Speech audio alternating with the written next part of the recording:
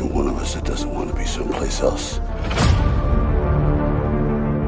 This is what we do. Who we are.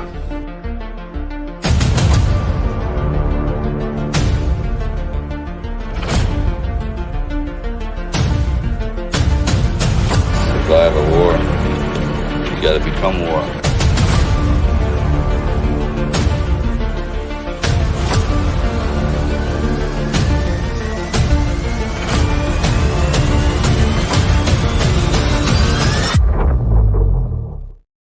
Boom, and welcome to Rambo and Frens. Happy Friday. It's Friday, yeah. I see all you guys piling in. Look, every once in a while, things just kind of fall into your lap, and that's what I feel like right now.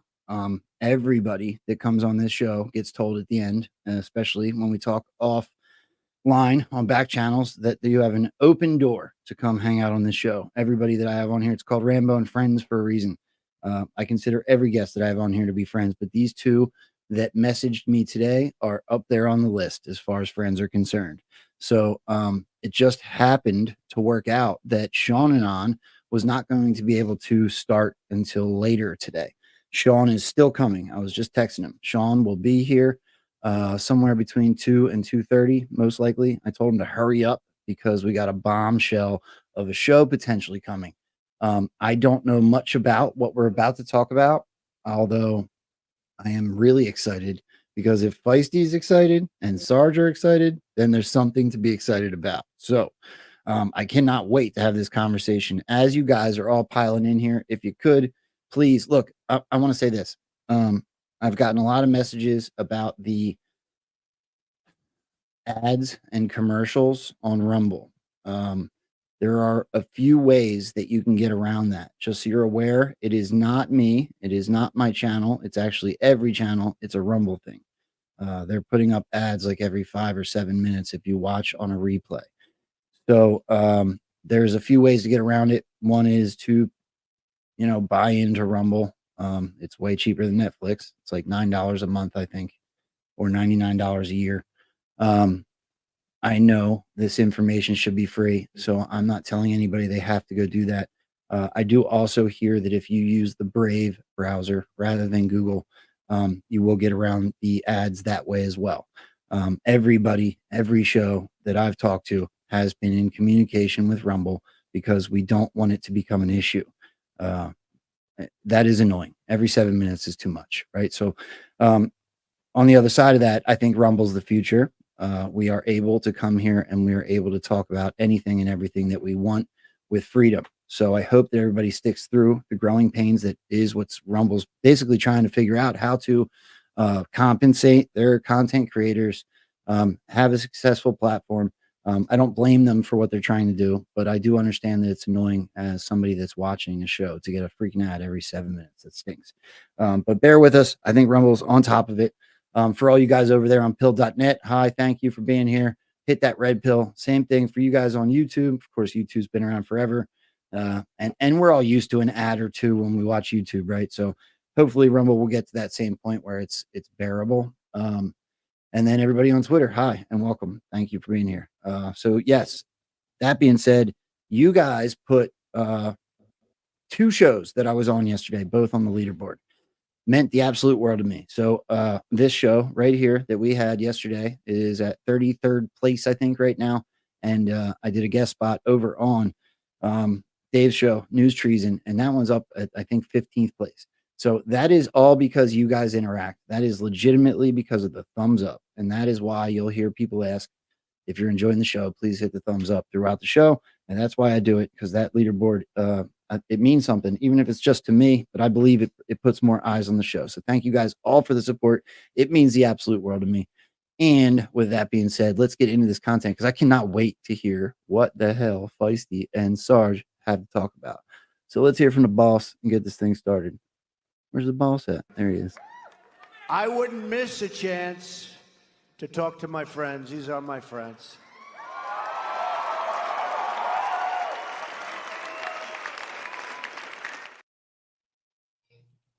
Gotta get that. Hi guys, how are you? Hey, how's it going? I'm excited. So first of all, Feisty, what's it been, a couple weeks? Sarge, it's been a couple weeks. It's good to see you guys. Yeah, I think it has been a couple weeks. I've been kind Yeah, of good. It's good to see you too. I think last time I was on the show, I had what I think was COVID. Whether or not that exists or not, I ran through my house, and now we're all better. Although I've got this lingering cough, but I'll try and keep that under wraps. Oh, I know I said it last time, and I don't mean to laugh at you, but you're the parasite guy, bro. You're not I supposed know. to. And do you know what? My 5-year-old son, he got it, and he's the one that tested positive, and he was over it within 2 days. So, but the rest of us, it lingered longer than I would have liked it to. But I think we minimized the symptoms pretty well. Linger longer. Yep. Well, I'm glad you're feeling better. I do think it's ironic that you would be the one telling us that you got COVID, but it's pretty funny. I think it's hysterical. Well, I had taken a break from my regimen, so Yeah. I guess I was vulnerable. Yeah. Well, I'm grateful. If you guys stumble across something that you feel comfortable enough, you can just call me and say, "Hey, can we do a pop-up show?" Absolutely. You kidding me? Let's do it. Oh yeah. Yeah. Yep. Yeah. Feisty presented this stuff to me today, and I was like, "Oh crap, we gotta get it." Yeah, it's his fault that we're doing this. I have to laugh because I said, "What do you think? What do you think? Could I be onto something?" He says, "Holy shit, I gotta call Joe." Well, let me ask you this, Feisty. Why are you even down this rabbit hole? Because of some of the things Trump said and the FEMA stuff that's going on right now? Remember when Kirsten Nielsen was fired, I guess, back in 2019? I don't know if you would remember that. For everybody else, who's that? Who's Kirsten? She used to be the secretary of DHS. Okay. And she was removed from duty, and he put in Chad Wolf as an acting. And so from 2019 until, I believe, November of 2020, he was the acting DHS secretary, and it was deemed in November of 2020 that he was unlawfully appointed. That always stuck with me because Trump didn't put anybody in. And if you go with the current thesis, with the individuals in the Biden cabinet that do not have an oath of office on file, Mayorkas is one of them, which makes him a placeholder, correct? Yeah. Chad Wolf is unlawfully appointed, and it's been vacant. That means it's been vacant since 2019. That always stuck with me. If it's vacant, what's going on? And so I started going down that rabbit hole. Of course, Chris Krebs was removed from CISA, which is under DHS, but he was removed from a previous subagency that was dismantled. And so it starts, the wires start churning, if you know what I mean at that point. Yeah. So I sent you the links into the Telegram of what I was talking about. And I also sent you a slide where I put some of that stuff together. Another thing I noticed is a lot of the acting people under the Trump appointees don't have an exit date, which I find interesting. So what you're saying is they didn't formally leave office, like where the public was notified. Well, the public would be assuming that they would have left office when Biden came in. But if we're dealing with a situation where most of the people in the Biden administration don't have an oath on file, they're not legitimately appointed either. And if Chad Wolf was unlawfully appointed as acting secretary of DHS, if the agency's been dismantled, it would be an unlawful appointment because there's no agency. So I don't know. I mean, I just started going down this rabbit hole, and I'm thinking to myself, something's not right at DHS. And just so you know, I was on the team that helped stand that agency up, and I've been complaining about it since 2003 when they pushed that through. There's something wrong with that agency. And one of the links I sent you were all the sub-agencies that were brought in under DHS and where they came from, and it never really made sense what they pulled in under DHS. And if you look at the list, what you're going to find is most of the issues we've been dealing with are from a DHS subordinate agency. Service comes to mind. Yeah, Secret Service, CBP, all of it. Yep. I want to. There was one I wanted to ask you about. So DHS has an investigations department, whatever. It's IHS or something, I believe. Hmm. And that made me. I just want to throw this out there because I didn't research on this. This is you guys presenting this, but I will say that in the little bit of time that I had to look, that investigations branch of the DHS made a bell go off in my head with Article 2 because I did a dig on Article 2 here recently, where I've basically proven to myself that given the right circumstances, the President of the United States could potentially tell his military intelligence to take over all the intelligence agencies' investigations. Mhm. Instantly makes me think, okay, this is how he has it all. This is how he caught them all, and this is what we're waiting to see, right? Well, there's another thing I'd like to add to that is if when you're looking at Judy Kelly put an article up on Real Clear Investigations today talking about this DHS IG report that's been quote stonewalled by Mayorkas. And as you're reading down in there, it's talking about deleted emails even after they were all told to hang on to them. This is another thing that kind of made the bells go off in my head. One of those sets of emails is from Ken Cuccinelli, who is, by the way, an acting that doesn't have an exit date. Wow. It's just weird. Uh-huh. Yeah. So something's going on. Well, remember, Q did say, and it was in a kill box even, things are never truly deleted. Mm-hmm. Okay. And I did something that I did last week, said, hey, wait a minute, we're coming up on the storm. It was a Trump tweet where he put storm in quotes. And it's like, okay. And then Biden just yesterday, oh, I didn't know what storm you were talking about, he says. I about fell over when I listened to that. Yeah, I died laughing when I saw that. Let's present that because I think it's really important. It's actually a 3-part presentation. I wasn't ready for that, but I want to show everybody what they're talking I sent you all those links too, if you need them. Where did you send them to me? I have them. Some of them are on my Twitter, but I just sent them all to you in Telegram in the DM. Well, okay. So we all are well aware. I would like to think this crowd is pretty well aware of the storm comment very early on, right when Donald Trump took office, and he stood in the White House, and he was October 5th, by the way. Right, October 5th. 5th. What was the date? Oh my gosh! Right, Which is so tomorrow. Donald Trump. It's tomorrow. 2 days ahead of schedule. Yeah, there you go. Right. So, but didn't he also say it? Like, wasn't he asked then yet again in the Oval Office the day after? So it was the 5th where he first said it. He made a motion of a Q with his hand, and he talked about this may be the calm before the storm. And the news asked him, "What storm, Mr. President?" And he said, "You'll find out." And then right? Biden just yesterday says, "Oh, I didn't know what storm you were talking about." Right. So this is what I think we should show everybody, just in case you haven't seen it. Okay. So here is, I found it. Here's the tweet. Let's look at that first. Sound. All right. So here is the truth, rather. I apologize. Donald Trump truths on, I think it's a screenshot. I don't know. I think was this yesterday or was it 2 days ago? Either way, it was in the last couple days here. Yeah, Kamala and Sleepy Joe are universally being given poor grades for the way that they are handling the hurricane, especially in North Carolina.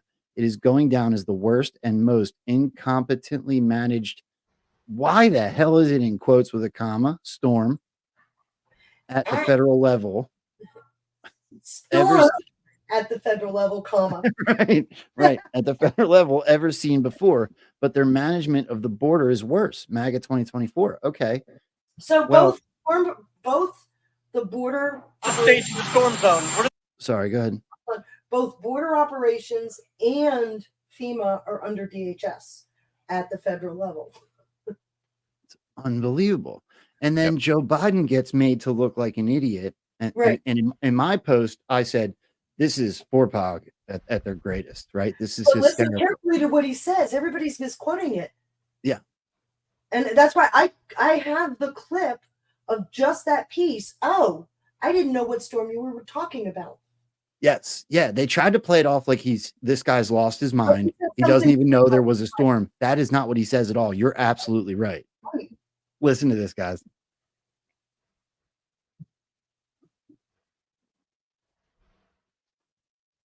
It's not sharing.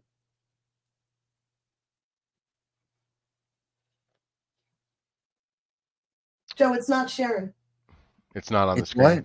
what? You didn't share it. There you go. You can't hear that? Oh, No, it's not on the screen? wasn't Oh, sharing. Yeah. I'm an idiot. All right, let's do it again. Storm zone need, Mr. President? Okay. What does the states in the storm zone, what do they need after what you saw today? Oh, in the storm zone. Yes, sir. I'm wondering what storm you're talking about. They're getting everything they need. They're very happy across the board. Storm zone need, Mr. Whoa, right? That's I'm wondering huge. what storm you're talking about. I don't know which one you were talking about. So I'm listening to that, which is the day after Trump's quoted storm, right? At the federal level. I love how he put at the federal level behind commas, right? Storm quote, comma, at the federal level, close comma. And then I'm pretty sure it was DC Lidstone. Me and DC and Stormy Patriot Joe, we were passing around this dig as it was happening. So I don't even know who to give credit to at this point, but a lot of people caught it. A lot of people were talking about it. But here's the only time where it has that comma. Mm-hmm. Looking forward to that flood, sir. What storm, Mr. President, you'll see POTUS. So when I'm trying to On- figure out where I put it, dumb question I said. I didn't give it to you. Okay, let me go back. That's unbelievable. Oh yeah, this That is all that happens at the same time. Like, does anyone else? It doesn't get more precipice-y feeling than what we're going through right now. no. In a way, this kind of links back to the whole Directive 51 thing, right? Like, Oh no! You can't say that out loud, Sarge. no. I'm not allowed to talk about it Why? because I have been called every name in the book. This is not real. It's not happening, and I've been saying since November of 2020. Oh yes, it did. Wasn't it Boone that gave you a hat tip? He didn't give me a hat tip. He gave me an in. Yeah. Well, I mean, you can't deny that Directive 51 exists. It Right? does. You know, so it exists for a reason. And every administration since Bush 2 who put out that directive has worked on it. Under Obama, he canceled Directive 51 because of what it was setting up, enhanced it, and put out PPD 40. And then under Trump, he put in the entire risk management piece to it. Okay, I want to take a second here, Feisty, because the crowd here at Rambo and Frens grows. It's been growing exponentially. So I realize that Directive 51 is not an easy describe. Can you please tell everybody where they can go on Telegram to read Yes, up what on your? I'll do one better. Yeah. So Directive 51 in this dig that Feisty Cat has done is If mind blowing. you go to my Twitter, it's pinned Okay. And your Twitter is friends at Frens Feisty. at Frens Feisty. So it's at Frens Feisty on Twitter. If you go to her Twitter page on at Frens Feisty and go to her pinned tweet, it will take you to that dig on Telegram where she has presented everything Directive 51. And for you, if you go to your Twitter, to your Telegram, I guess the link is there. You can click on it and show everybody what the channel is. Okay. I got it here. So here's Feist Cat.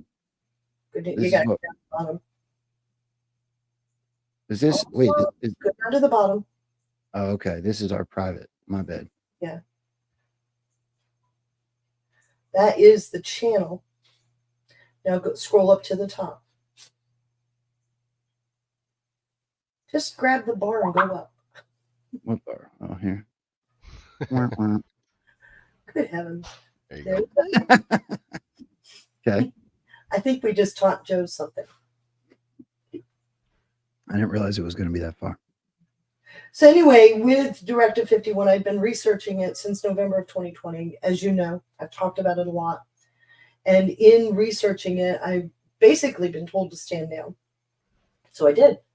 And then Boone put out the PDF for Directive 51. I went, finally, I got an in. So I quick stood up this channel. And I stood it up in a way that I was supposed to put it into a, what's the blog? The, whatever. I was supposed to do that. And I never did. Substack. And I had trouble getting it set up. So I just kind of let it go. I'm working on it. I've been working on it since May. Sorry. But nevertheless, there is the entirety of what I have. I've got more information even, but there is the research that I put in. I go through why I think it's in play. And then I go into what Directive 51 is. I even show the gun levels, which is on the White House website, which I provide those links. I link the, and I show the proof from Donald Rumsfeld on September 10th, 2001, his speech about the war on bureaucracy, and showing when you listen to the video that will get Trump elected, it's an answer to that, because obviously the next day we had 9/11. So this war on the deep state has been going on for a while. So I bring everybody all the way through that. Okay. All right. So let's bring it back around. So I didn't mean to sidetrack you, but just to say Directive 51, when not everybody has researched on it, I want to let them know where they could go find that. So do you want to keep going then before I interrupt you? My review of everything that's going on is with that context. If this is real, then we should see signs that that's happening. And today was the DHS piece. I think it's being dismantled. I always questioned why they stood it up. For what it's worth, the agency was designed under the Clinton administration, but there was no political will to pass it until 9/11. They didn't review it. They didn't do anything else. It was written, obviously, by other than Congress, but they dusted it off, quick passed it into law. FEMA is a perfect example of things that could go wrong. FEMA was a sub-agency. It was a quasi-agency. It wasn't federal and it wasn't state. It was literally a coordination effort between the federal and the state government. That's all it was a communications to coordinate efforts between Fed and state resources. When DHS got stood up, they put FEMA under DHS, which makes it a sub-agency, which makes it federal, which has caused nothing but trouble since that happened. Think Katrina. That was the issue with Katrina. So if you keep that in mind and look at, if you go to what I sent you in Telegram, you'll see a slide I built. It's up there. You see the yellow on it. The entirety of the FEMA management isn't there. This one? They're all vacant. No, keep going. That's Coggon. That's from the Coggon channel. Keep going, keep going. There, right there, that one. Look there. So you had Peter Gaynor resign January 12th. In fact, if you go through the list in the website, the wiki, you'll find a lot of people left January 12th. But he left January 12th. But look underneath him. There's no deputy administrator. There's no deputy administrator of FEMA for protection and national preparedness, right? And then you had somebody that was nominated but never confirmed. Now go look over to the right, or the left rather, Chris Krebs, another interesting thing. Remember, it was Chris Krebs that said we had the most secure election in history. And everybody's complained about it because obviously the election was stolen. And I submitted he wasn't lying. Do you remember the video, Absolute Proof? What did she say? We've got the data down to the MAC address. Well, if you've got the data down to the MAC address, you know exactly who stole the election. which, by the way, would have made it the most secure in history, but something else has been going on all this time. So Chris Krebs was assigned to CISA, but if you reduce it, he's coming over from a sub-agency that was, what? Dismantled. See the gray? Just a side note, but 1/17/2020. Yeah. No, that's November 17th. Yes. Yeah. Yep. And I've always yeah. November. I've said from day one, keep in mind, I don't think he's a bad guy, but of course that's not a popular comment. But look up at the top in the middle. That's Chris Krebs. That gray symbolizes an agency that's been disbanded. Look over at the FEMA one with Peter Gaynor, administrator of the Federal Emergency Management Agency. It's gray. It's been disbanded. Kind of explains all the vacancies. Chris Krebs left that office and went into CISA, which is where he left November 17th. Whoa. Yeah. This is why I said we needed to do the show today. Yeah. And okay, so I'm gonna show everybody why I find it so interesting, because Trump doesn't start talking about things unless it's for a reason, right? Right. Can we admit that? Mm-hmm. Let me see here. It's gonna take me a second to get back to where my stuff's at. Let me go to my page because it's here. Trump says this yesterday at his rally, where the hell he was. Listen to this. Consider FEMA, FEMA. You know what that is, right?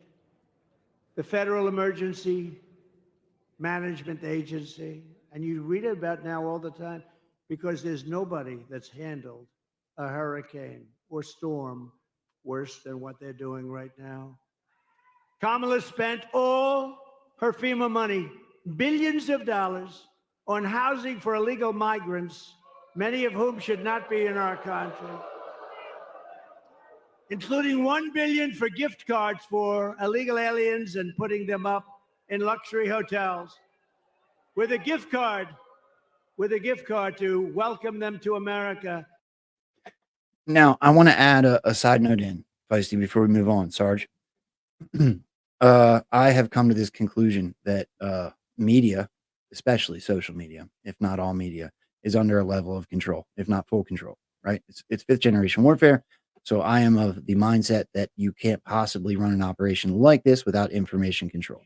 I can basically prove it through my own scientific method, watching my own Twitter account, right? Some things get boosted to the moon and some get silenced. Well, right now, I think most of us are under this silencing period because we're so close to the end of this. They want to be in more control. That post, that just posting that alone, was very little content that I added to it. I basically just posted that video, 200,000 views overnight, which means they want people to see his words on that post. There's nothing special about that over anything else I post. It doesn't go on likes like the Rumble thing is that I was talking about before. It's legitimately being either boosted or silenced. And can I talk about something about that with Sure. regards to what he was talking about? Because he's absolutely correct. The federal government was never designed to be the big brother that it's become. Would you agree? Agreed. It was never designed for that. FEMA is a perfect example of that. What he's referring to with Kamala, the funds that she's diverting, and I love how it's all Kamala's fault, even though it's a Biden administration, but that's okay. It's politics and it's an election month. Here's the thing. The proper way of doing it is through Title 32. And that's another thing I'd like to share with you that I put in to the DM in Telegram. Title 32 is a federally funded program that puts the resources in the state control. So remember yesterday, and I found it hysterical, but yesterday DeSantis said, we're going to send our National Guard to the ports that need it. to make sure everything kept going, and they will take over port operations if needed. And I'm saying, okay, so he's using Title 32 authorities to do that. So I explained Title 32 in my chat just yesterday, what that program is about. But what it really gets down to, and there's a 5-minute video in both the Twitter post as well, or X post, as well as in my chat, on how that program works. And that's the way it's supposed to work. FEMA is a coordinating body. It is not the body.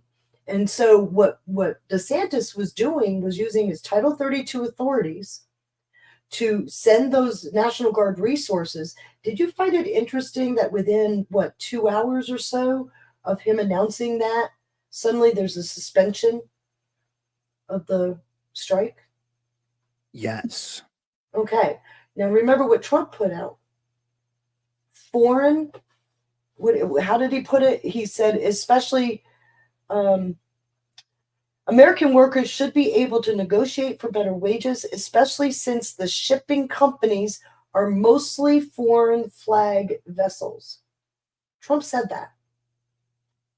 Foreign flag, FF. There's a Foreign flag. So the container companies aren't domestic.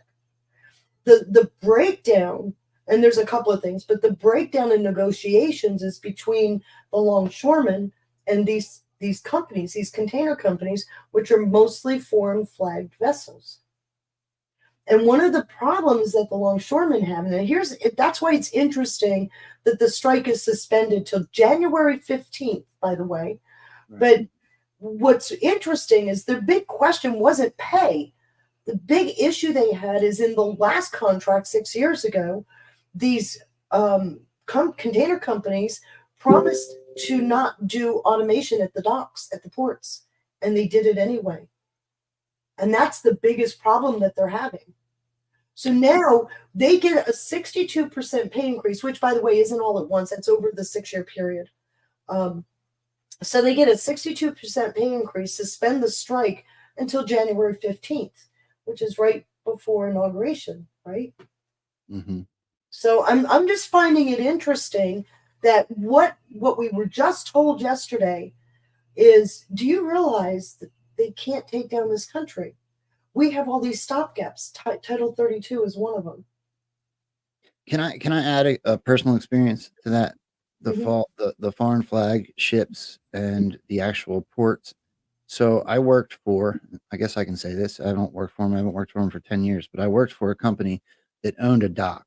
And so I worked for that company. I didn't work for the shipping company. So when we got a ship in, it was the company that dealt with the foreign flag shipping company, but we were paid by the company that owned the port. Right. Okay. But you do realize that the container shipping company that was using that dock has what Trump is telling you is they have a say in those contracts. I'm sure that, oh yes, of course they do. That's what this comment means. American workers should be able to negotiate for better wages, which they got yesterday, especially since the shipping companies are mostly foreign flag vessels. And then you've got DeSantis saying, at my direction, which is Title 32 hat tip, the Florida National Guard and the Florida State Guard will be deployed to critical ports affected to maintain order and, if possible, resume operations that would otherwise be shut down during the interruption. So somebody didn't want the National Guard in there. That's obvious to me. But if you keep going through, they're using the EMAC, which is a Title 32 program, which is why I put that whole thing together yesterday on my X account. That Title 30, and I even have source information because in 2018, I believe it is, Trump signed an executive order. Listen to this. Therefore, by the authority vested in me as President of the Constitution and laws of the United States, including Section 502 of Title 32 United States Code and Section 301 of Title 3 United States Code, I hereby direct as follows. He was using, this is the thing that he used to get the National Guard down on the border. He was literally in this executive order, which is in your DMs, by the way, in this executive order, he was using that document to request National Guard resources from the states under Title 32, which is a federally funded program, but a state operated program. And so here he's not only requesting their services, but then he directs the agencies within the federal government under his purview how they will support those services. And that was how he got through the Border Patrol, to get some resources down on the border. Everybody's pumping you up, Feisty. Oh, very nice. Thank you. Can I want to play this clip and then I'll go back to what it was you were sending me so I can continue. But did you just talk about them stopping operations in some way? Is that what you just said? Stopping operations at the ports. Yeah. Yeah, and DeSantis laid the smackdown. I found the very final line in this clip as I was pulling some FEMA and Homeland Security stuff right before the show. I found the last line in this very interesting. You guys will see why when you listen. Check this out.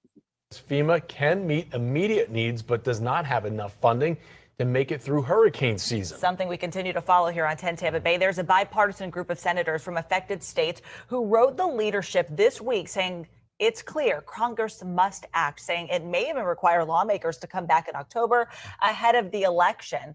Here's what Alejandro Mayorkas said about the funding less than 24 hours ago. We are meeting the immediate needs with the money that we have.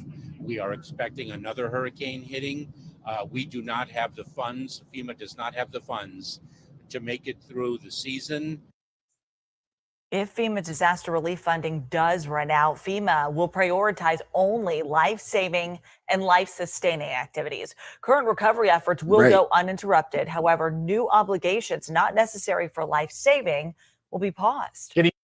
Paused. Number one, there's not another hurricane I've been watching the weather closely. It is hurricane season. The one that is brewing in the Gulf doesn't look like it's ever going to get above tropical storm, and the rain barely, if maybe a little rain, will get into the affected regions. But most of it, by the way, goes off the East Coast out into the ocean. The other three hurricanes, which are pretty strong, never make it to the coast because of the strong front that's over us right now. They come this way and they swerve right back out towards the east. So that's part one of the story. Part two, call me jaded, because I somewhat am. But every single year when hurricanes this season hits, we get I'm going to run out of money. What are they trying to do? They're trying to get Congress to come in to authorize emergency funding, which is over and above whatever was appropriated. And since we've been under continuing resolutions for God knows how long, they're not getting new money. So they use the emergency funding avenue to bolster whatever they're getting. Valid. Now, here's something else, too. The new fiscal year started October 1st, right? Mm-hmm. These agencies all have budgets. Right. And so they've got funds allocated for specific efforts, especially FEMA. So how is it that yesterday was October 3rd, they announced that they don't have funds for hurricane season when the new fiscal year just started? Because they're not talking about, they're using the storm to get Congress to give them more money over and above what's already in the CR. Remember, a continuing resolution doesn't add to your budget. A continuing resolution picks up from the last authorized budget. So they're not, and the way they play the game in DC is if you get allocated money, appropriated money, if you don't use it all, you lose it. And if you use it all, you ask for more. And they usually get 4 to 6% more because they used it all. So the budget dance begins in March of every year. It ends with a down to the wire in September. We're going to shut down. 4 to 6% more, you said? Usually 4 to 6%. Oh, isn't that interesting? 4 to 6% lost forever. I've been here for over 30 years. This dance is every year, every single year. So it plays into, because the other thing too to remember is FEMA has always been a political football. Always. Both sides use it with their talking points. So digging deeper, there's another story. And I think the other story is why we came on the show. I'm thinking DHS may not be. Which changes everything, because in these, if you pull up that Wikipedia, you'll see where all those sub-agencies came from. It would be interesting if they went back to where they came. The Wikipedia. Yeah, I gave you a Wikipedia. It's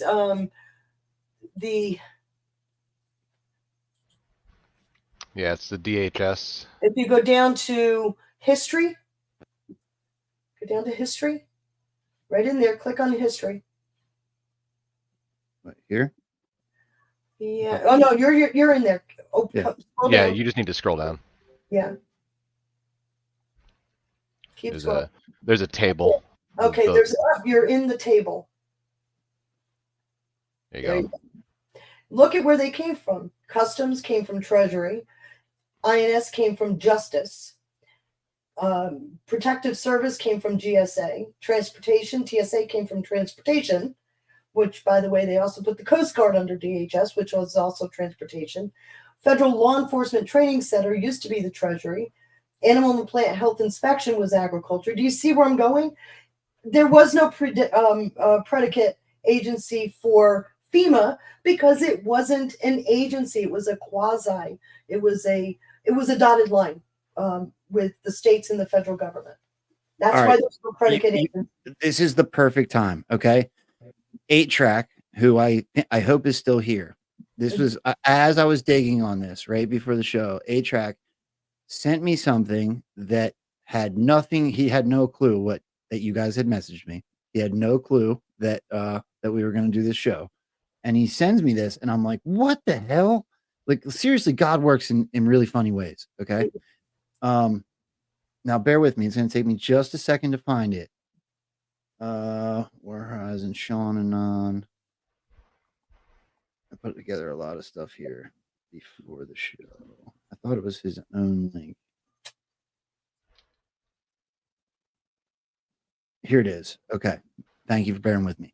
So, you know me. I'm a big conspiracy theory guy. I love predictive programming. I love all types of weird stuff that just kind of blows your mind, right?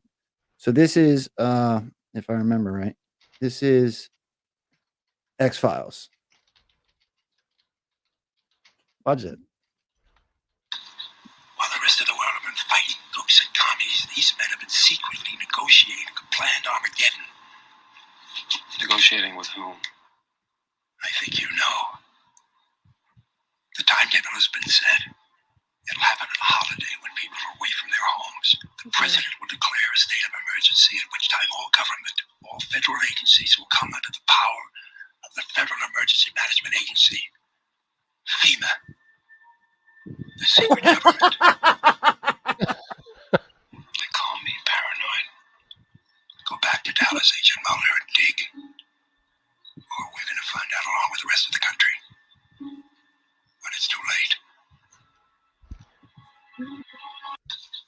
Okay, so I'm going to request that you go to my X account to the post I put about Title 32 yesterday and listen to the video that I dropped. It's a 5-minute video, so you don't need to do it now. But go listen to that video because it's funny that he talks FEMA, especially since at the time of that movie, FEMA was a part of a federal agency, was no longer, it wasn't a resource the states could tap into. They had to go through the federal process, which is interesting because in order to access FEMA emergency funds, you have to declare a state of emergency. Remember April 11th, 2020, what happened with all 50 states? They all declared a state of emergency. Yeah.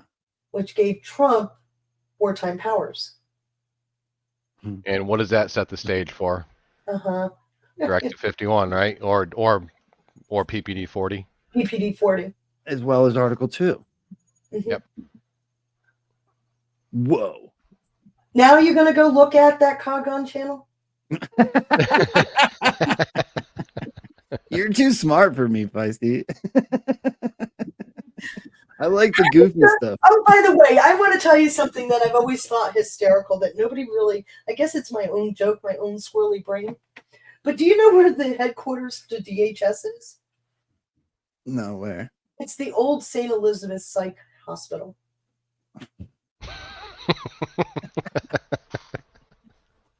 Can't make that up. Is that in DC? Yeah. Because there's DHS offices in There's satellite offices everywhere, but their main headquarters is on. In fact, I'm on the webpage. St. Elizabeth's West Campus, Washington D.C. Dazzling. When they first, back in the 2000s, when they first announced that's where they were going to put the headquarters, I went, seriously? Now let me give you some backstory on this place. This psych hospital was used. Went back when segregation. This is where all the blacks were taken that were supposedly crazy. Many people died there. Rumor has been for decades that place is haunted.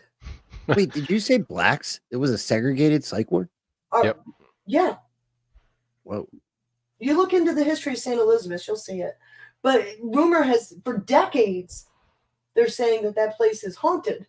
And I found it odd because I didn't understand the reason for DHS, especially since I'm in there with Secretary Ridge trying to stand it up. I'm like, this doesn't make sense. None of this makes sense. There's a really They racist put it in a psych ward. Song Babe just said further proof the lunatics are running the asylum. There you go. There's also a really racist joke there that I'm not going to say. But No, please don't do it. well, I mean, it's horrible, but it's funny that it's a haunted black psych ward. Yeah, if you look into the history of St. Elizabeth, it was back in segregation. It was shut down. All of our psychiatric services were shut down in the 70s over abuse and such like that. But there were many people in there. They claimed torture, abuse, many deaths. You know, okay, so racism is an ancient thing, right? Like I just made a joke, but it's literally just a joke. It's just the way my brain works. Isn't it kind of weird that they shut down basically all psych wards? Like there's very little. Because the problem that we're right now experiencing with all the homelessness, the drug issue, we have no place to put these people. So I don't know if it comes back. Obviously, we need some guardrails that we didn't have back in the 60s and 70s. But yeah, I find it very interesting. What do we do? You know, we're talking about people, Trump has mentioned it many times. Most of the issue on the street are people that need psychological services. You've heard it a million times. Yeah. My first thought is, okay, so how? If you don't have any kind of a response of services set up, how do you get them these services? I don't think it's all NGO operated. You know, I think that my personal opinion, one of the guardrails is that would be a perfect public-private partnership so that you have a set of guardrails. This is just, if I can just take a step back and look at this whole conversation. Or you'll fall off the cliff.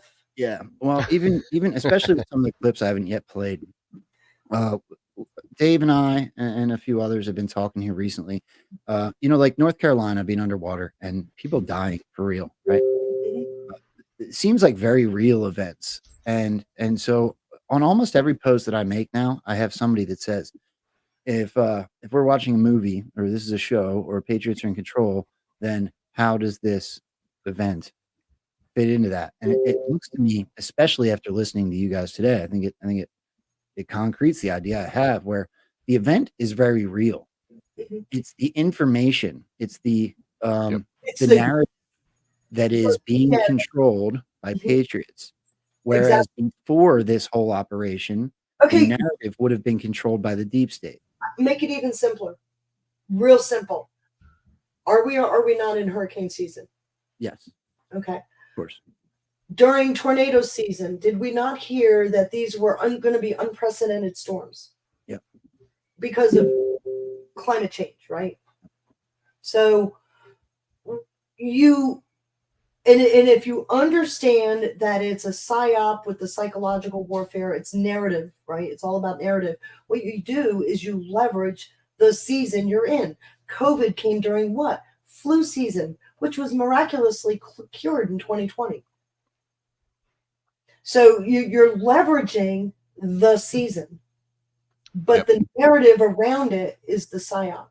Yeah, they control us through fear. Okay, and so to do that, they amplify the severity of everything, right? So you've got this hurricane that ran through Florida, Georgia, South Carolina, North Carolina, Tennessee, caused a lot of damage.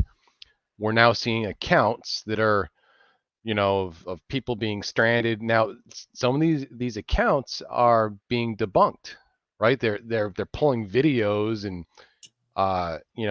in graphics from years ago and recycling them. We've seen that done before, many times before. It doesn't mean that the storm didn't happen, that there wasn't real damage that occurred, that people's lives are at risk, and and it's dire straits for some folks. But I think that they need to amplify our outrage. Right. Let me add to what you're saying. So we have one of the members of my Telegram lives there. He's in Boone. And all week long, he's been so depressed. And I've tried to step him back from the precipice. Yesterday, he finally got in his vehicle and with his camera going, sharing screen in a chat in my chat room, he drove around. And even he said, I'm totally blown away by how much has been accomplished. So the narrative coming out is they've been forgotten. There are regions there. There are areas up in the mountains, very remote areas. They haven't been able to get to them yet. But if you look, you'll see Samaritan's Purse, Red Cross, staging areas. National Guard is there. Just when he was driving around for 2 hours yesterday, we saw all of that. And I finally convinced him because he's ready to go rogue. And I said, no, for God's sakes, you're asking for outside sources. Use the outside sources. You guys need to learn to work together. He went down. He's volunteered. Starting tomorrow, he will go to the staging area. They will ship him out to where they need help. That's how it's supposed to work. Yep. There's multiple accounts that you can find out here in the wild on Twitter and Telegram and the other apps where some people did go rogue. People own helicopters, private helicopters, and they went up and they tried to help and they were turned away because, and if you follow tail numbers, there's people up there hunting for people all over the place. Right. Army, all types of, we are being messaged that no one's helping and they don't have the money. And it seems to be that there is a lot of help. Yeah. Right. You don't allow interference in ongoing operations, right? That's something that jeopardizes the entire effort. You're talking about an area that is unstable from all that water. What if there's another mudslide? You went up there. Nobody knows you're up there. They'll never know to go look for you. Feisty, I gotta. So this is an ongoing battle. I try to get Feisty. I try to get Feisty to talk into her microphone every show. Is that better? That does sound better. It does. Okay. Yes, it does. I'm sorry. I had it to my side because I can't stand this thing. But I know. Okay. I know. I'm laughing because she brought it up. I'm like, I try every show. She just doesn't like talking into the mic. I apologize. Yeah. So something important that people need to realize is that natural disasters are always used as political fodder, right? Mm-hmm. The government always has egg on its face because it didn't do something right or it didn't respond fast enough. We rewind back to Katrina, right? And the Bush administration came out with complete egg on their face because of all of the the damage and the lack of response and the failures at the levees. But the reality is that yeah, there were failures, but once the rescue effort or the cleanup effort was federalized, then all efforts were made to go in and help people. And I mean, I was a federal contractor back then, back in 2005, and the company that I worked for was a logistics tracking company.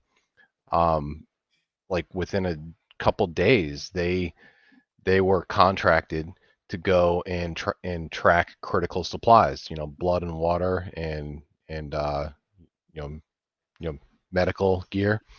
Um, so yeah, I saw firsthand that they that the government did make efforts to help people. Now granted, it may not have been good enough in some people's eyes, but There is such a bigger story though with Katrina as to what happened because of the oh yeah, fact that FEMA's under the federal government. The governor had threatened anybody trying to come in with arrest. She explicitly did not want FEMA resources. It took Bush 2 to actually go down there. I would love to have been a bug on the wall, but she immediately allowed FEMA resources in, and all those tractor trailers that had been sitting on the side of the road for 10 days suddenly could come into Louisiana. So there was a bigger issue going on between the federal and state process. Like I said, we've used FEMA successfully up until it got pulled in under DHS. Do you remember all the FEMA fear porn, like the caskets and everything else they were showing us too? Yep. Yeah. Crazy. I don't understand where FEMA would have gotten that funding. I never found the grant that allowed that. But it is interesting. I'm not going to take away from any of this other stuff. I'm just saying from a structural perspective, there's a lot more going on. And I don't know, Joe, what do you think? Could DHS already be in the process of being disbanded? Do I think it's possible? I think it's more than possible. Actually, I think it's probable. I don't think they're the only ones. I think there's a whole lot. The Fed. We already knew Trump started to devolve EPS into the regions during his presidency. We already know that he's talking about giving education back to the states, which again is another devolution, if you will, of moving an agency back into the states where it belongs. We've seen a lot of this activity since Trump came into office. I think what you're watching is the example as to why this needs to happen, which is interesting because wasn't it in Michigan where Trump said the good thing is after all of this, people understand why we're going to do what we have to do. So basically what you're saying is we're seeing the 5th generation warfare replay of reality. So look, this is where my head goes. I remember the optics. I remember the things that we were shown and then weren't talked about. DC was put up. It was the Capitol and the White House were caged in with fences and barbed wire when we had this. Sounds like a crime scene, doesn't it? Right. And DC was freaking shut down. The Fed building had plywood up on it. Many of those federal buildings still don't have a regular workforce in them. Right. So and no one could ever tell. I mean, even the dumb thing where they said it's a boiler. Look, I run a boiler. The explosions coming off the top of that roof didn't sound like a boiler blowing off steam to me. It sounded like explosions. I'm just saying. It could be steam from a boiler. Sure. I'm sure the boiler I work on is not the same as every other boiler on the planet. It's very possible, but it certainly didn't sound like anything I'm familiar to. And we blow off steam all the time. And my plant I work for barely works. But that wasn't the only thing. It was like all of DC. And Donald Trump told us we're going to make DC pristine again. White gloves, right? We're going to, and then you got Hey, can I stop you there? Yeah. I love when he says we're going to clean up DC. It's going to be, and he did use the white glove reference, and I'm laughing because what I think he's telling you is not the streets. He's telling you he's cleaning it out. Clean up the crime scene. The crime scene's got to be cleaned up. Yep. Well, I mean, Joe Biden's campaign slogan was "Build Back Better." Well, how do you do that? You got to take it all down. Matter of fact, Feisty, it was you that made me pull this up. Yeah. Did you see what Flynn said today? Yes. But go ahead. I gotta show it. I gotta show it. I know you do. You got to see this. So, Feisty said this way before I ever saw General Flynn say it. Way before. But General Flynn, I've been literally saying today. 2021. You have. I know. You've said it on this show many, many times. General Flynn himself says, I have said in the past many times the Biden Harris 2020 campaign slogan, Build Back Better, actually meant they intended to destroy the current system we have and then build it back better in their image. Their image is a one world order globalist system of government where you'll own nothing and be happy. It's a lie. They want to enslave society for their own greed and benefit. Now, I'm going to add in my take on this. Look, I look up to, respect, and love the Flynn's. I know that doesn't make everybody happy. If it doesn't make you happy, do a little spin, do a woosah, rub your earlobe, and jump back on board with us. Right, woosah, right? But it's okay if you don't agree. We can still have the same goals and work together. But that's not my point. My point is General Flynn, if he is a good guy, which I believe he is, he's talking to the masses that are stuck in the matrix. Right. We are not there. I personally look at what I just read from General Flynn, and I think mirror. Right.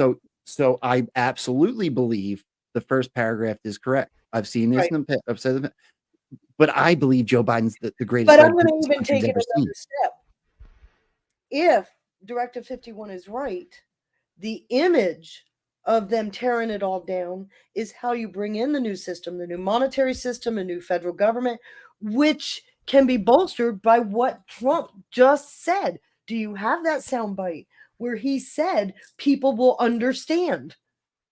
Oh, yeah. You don't even need the whole globalist thing. I think the fear about where we could have gone with a totalitarian government, with communism, I think that is what's being used to get people off their butts to become an active member of civil society.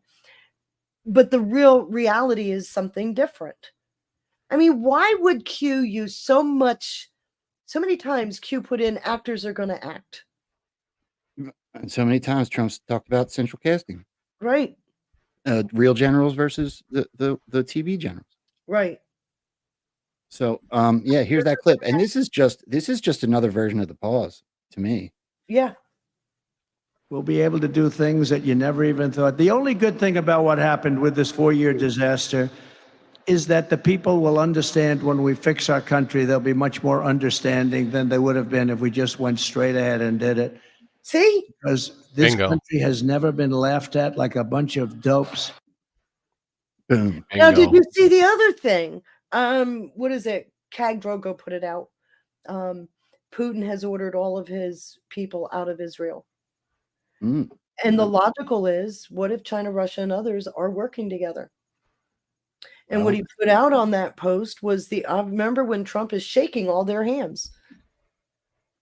And we're saving Israel for last. Right. Yep. And he just ordered them out yesterday. Wow. So, and we already know the new monetary system is being put in place in real time. We've been following that very closely. We're at the end of this story, not the beginning. At least this phase. I hope Sean shows up soon. This is going to be a large recap we're going to have to do for that. Sean was supposed to be here by 2:30. Well, I hope you committed it to memory. Did you take notes? I look like a steel trap. Okay. Did you send him the link to join? I did, yeah. Okay.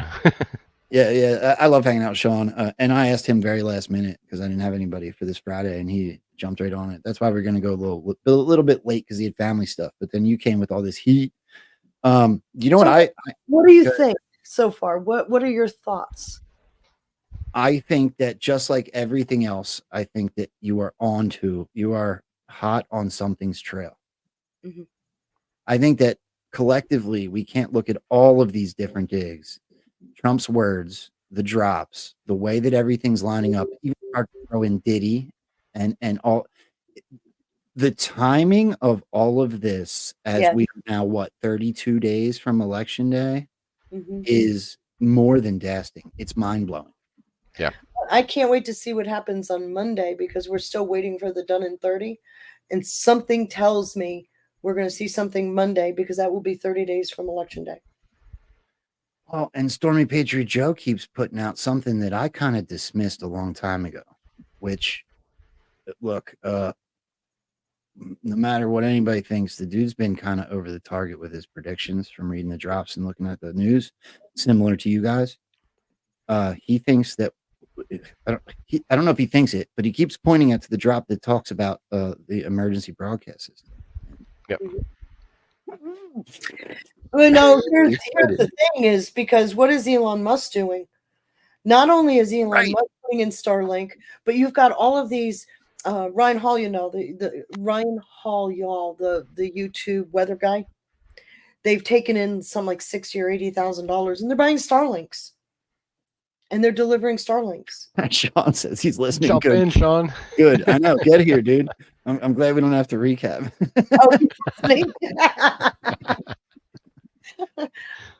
Okay, now ask him, Sean, am I full of shit or what?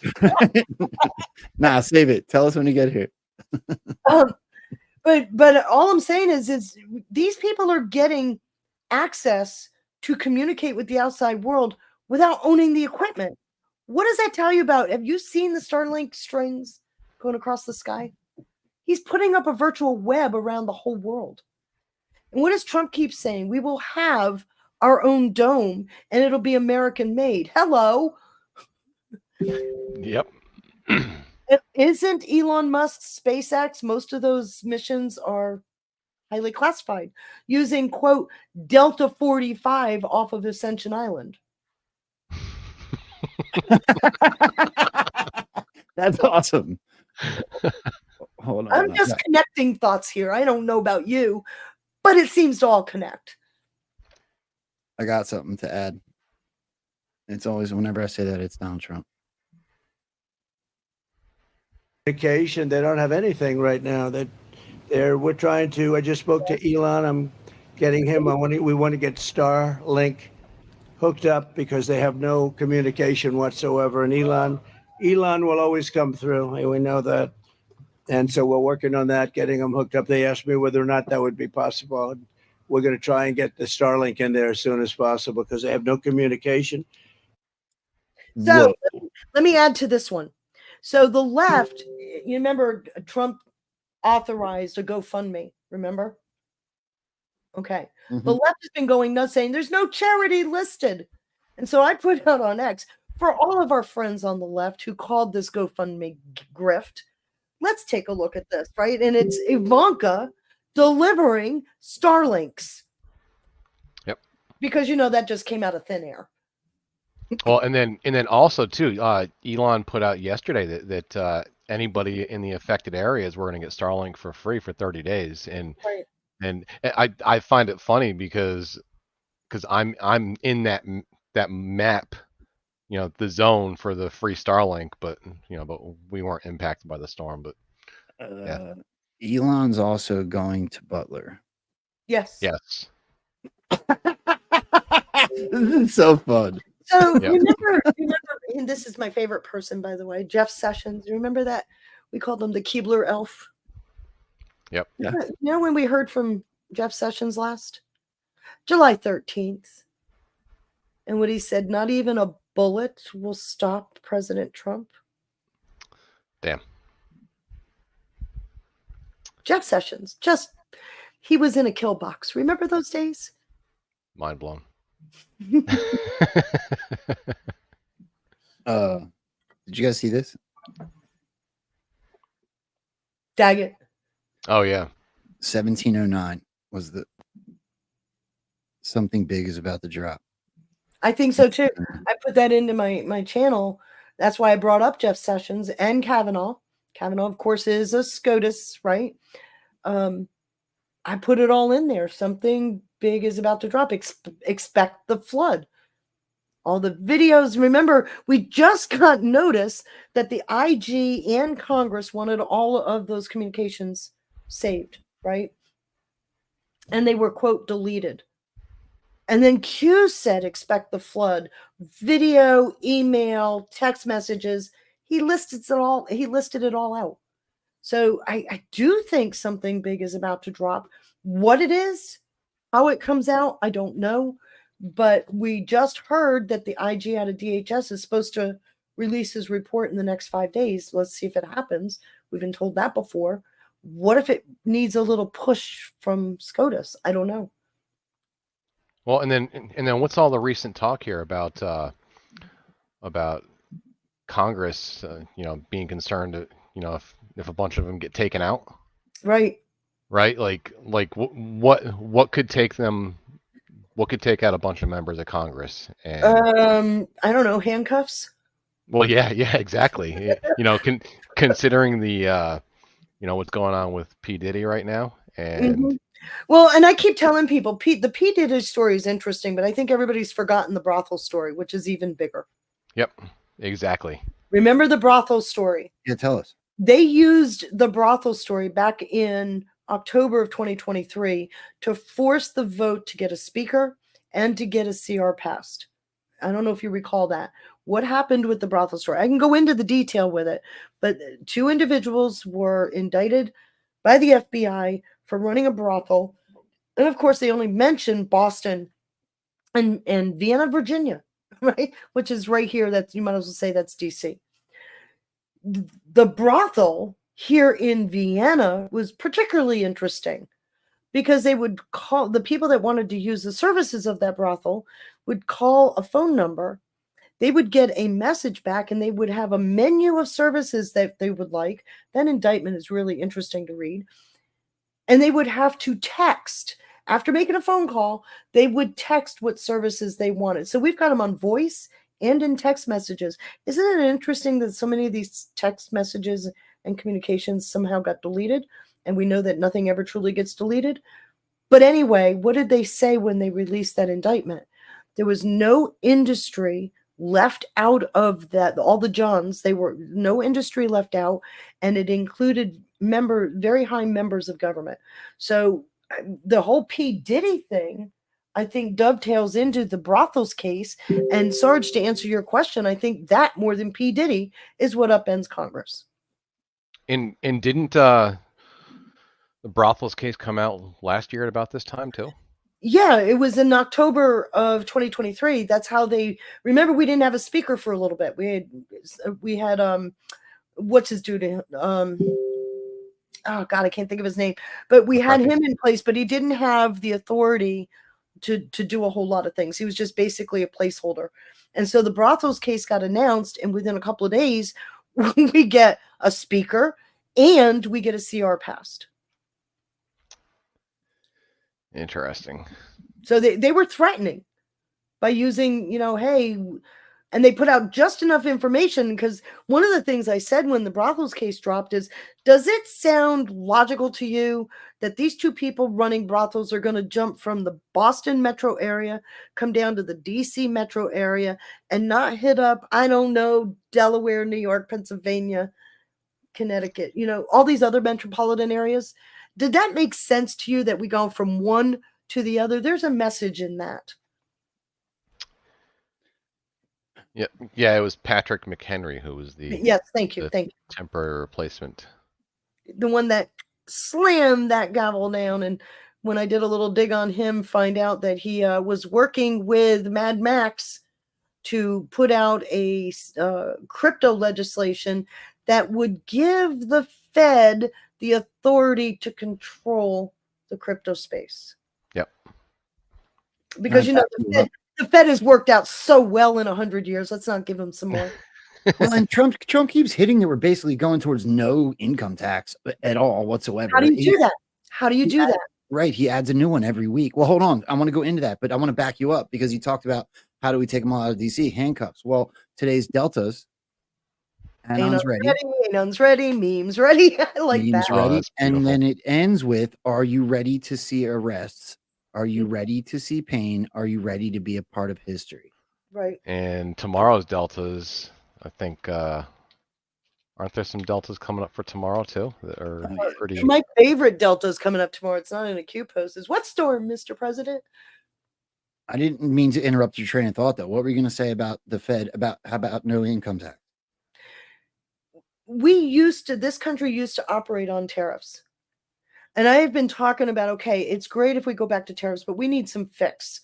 One of the biggest problems with the tariff system, as you've seen with the tariffs on China, is all they have to do is ship the components to another country that's not under sanction, ship it from there right into the U.S. without anything to stop it. So there needs to be some fixes, which I'm seeing activity to doing that. But as soon as you do that and you blockchain our debt, there's no need for income tax. Trump said in 2020, when I come back, we'll get rid of the federal payroll tax. He said that in 2020. Not to mention, if you're shutting down things like DHS, there's a whole lot of money, 4 to 6% that they get if they don't use it all. 4 to 6%. Yep. That doesn't now get spunt. Spunt? That's the new Spunt. word. Yeah, Can I they add can't it to print my that shit. dictionary? There are some completely dasting deltas for tomorrow. Yeah. These couple are really, hold on. So these are the A lot of mystery Russia ones. comms that'll, yeah. Oh yeah, and what's Trump doing tomorrow? He's speaking at Butler again. Right. He's I in mean- Butler again tomorrow. Crap. And then how do you start a war? And so it begins. How do you start a war? Markers matter. Playbook fail. Whoa. Yeah. Whoa. Yep. And then of course, Oh, we're gonna go down one. Go down. Red Oh, October that's sub. Oh, no, come down just a little bit. He says, notice the hunt for has been dropped. He's telling you Red October. It just happens to be October. I think the Jack Smith BS with the reworded indictment against Trump was a really feeble attempt at an October surprise. Something else is coming out that's going to be the October surprise. Okay, I've already played this on the show, but I got to show you guys. I need your take. Okay. Did you see Alina Habba spotlight? No, I didn't. Oh no, I got to show you this then. All right, give me a second. Go ahead, keep going. I only need a minute. I don't know what to do. Freaking Alina Habba. I like her, by the way. So do I. Yeah, she's very pretty. Spitfire. That isn't why I like her. Just want to point that out. That's why I like her. I like mine. And Way better than Jebba Ellis. just so you know, her mind is up here, not somewhere else. I don't know. She looks at me kind of when I watch her on TV. I feel like she's looking at me. I'm just kidding. Kim will beat me up. First of all, do you guys remember when she was on a post with Kash Patel and Kash called her the heiress of Q? Right. That is super interesting in itself. And then, man, I post a lot. Okay, here we are. Yeah, all you right. posted it. So here's that old reference, right? This is a few years old, to be honest. But Kash Patel posts, "What on earth could this guy and at Q's heiress be doing in northern Jersey down the street from Bedminster?" Right? There's Alina Habba, personal lawyer of Donald J. Trump. Okay. Trump. Oh no. Let's show Pence first. Or not Pence. I just said Pence. Vance and Walz. I love that. It was an assault weapons ban, but it's only later in your political career did you change your position. Why? Yeah, I sat in that office with those Sandy Hook parents. I've become friends with school shooters. I've seen it. Look, the NRA, I was NRA. Sorry, that's not the one I wanted, although that's Wait, also before you move on, can I make a comment about that? So I put that out right after that happened on X. Do you know most of the responses were the left calling me all kinds of names? And all I said was, at my 7-year-old. What I did was I quoted him, and then I said, I am sure hashtag Tim Walz would like a do-over, ... as well as his 10 supporters. Went down. It was all the left. You triggered the bots. I triggered the bots like there's nobody's business. I've done that once or twice. And I'm saying do-over because it's obvious he misspoke. Yes, Jackie Jacks. I agree. Everybody, if you're enjoying the show, as I absolutely am, I think the show is absolute fire. Please hit that thumbs up. Get this show up there on the leaderboard so we can get more people to see. Thank you very much for saying that. I completely agree with that. So here's the one I was actually. Wait real quick. I need water.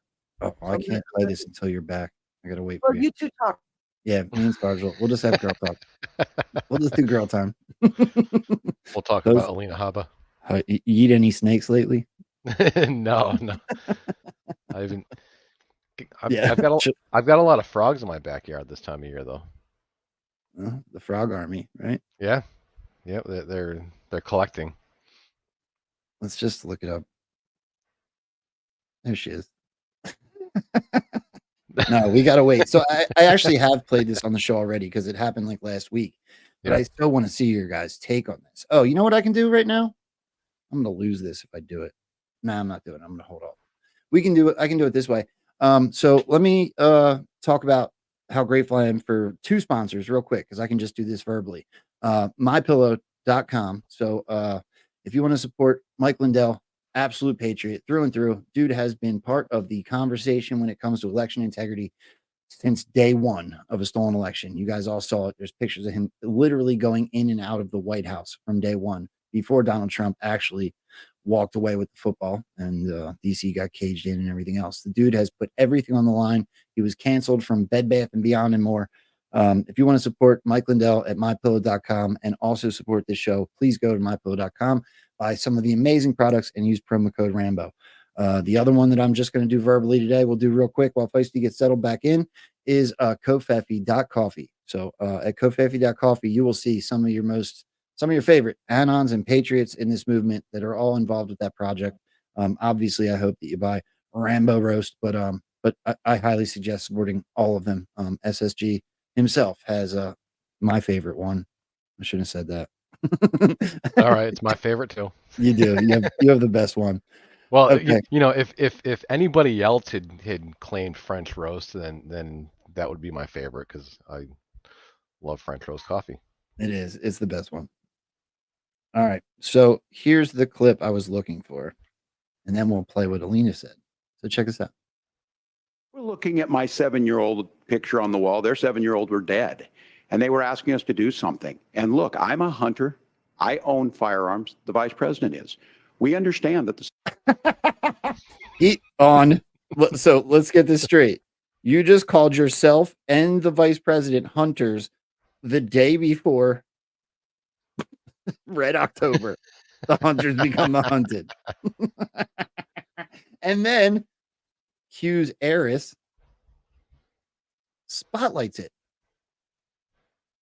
Start the conversation. Red flag clause, enhanced background check. She's a hunter? To get data, but here's the problem. If we really want to solve this, we've got folks that won't allow Who's she hunting, Jack? Married men. Married men. Kamala's a hunter.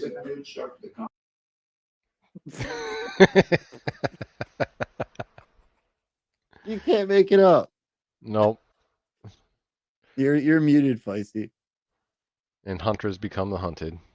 I knew about the hunters, and I thought the hunters become the hunted. Wish I'd have known about Elena Hobbit. It's kind of a really crazy spotlight to come. No, from. that just ties it right in perfectly. Yeah.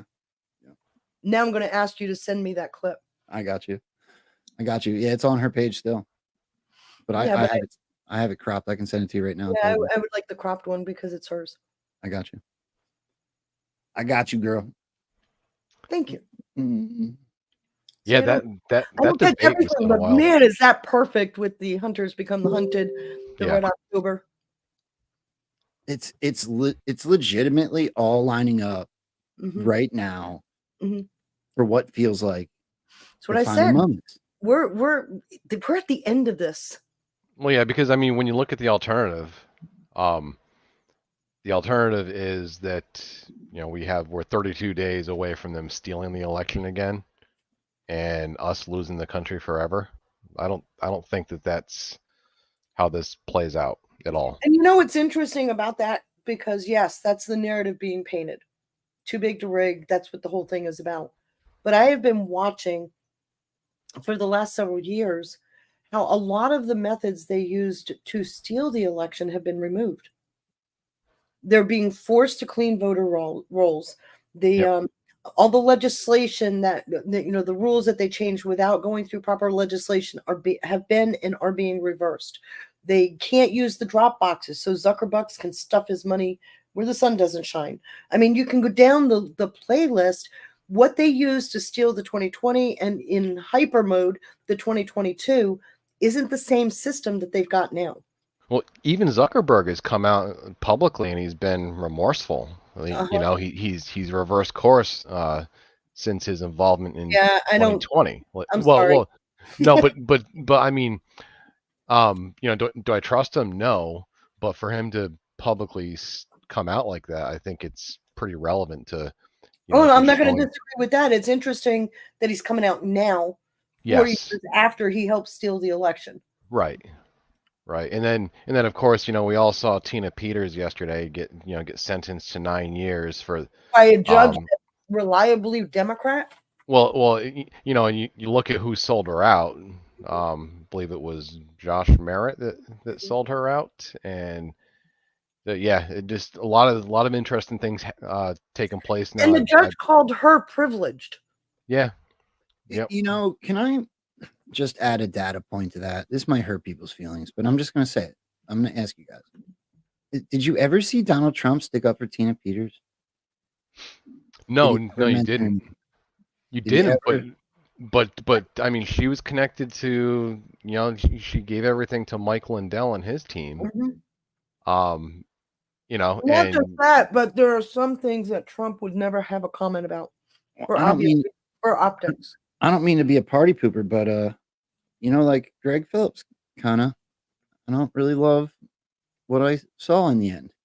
no. Right, using maps of Russia. Well, you know, he was part of that whole thing too. I don't know that I love. You know, some of it I think was to continue the conversation. This operation was going to take this long and go this way, no matter what. So I can look at it all as if it was part of the narrative that continued the conversation, that continued to motivate the country to get up and take responsibility for the government that was being given back to them.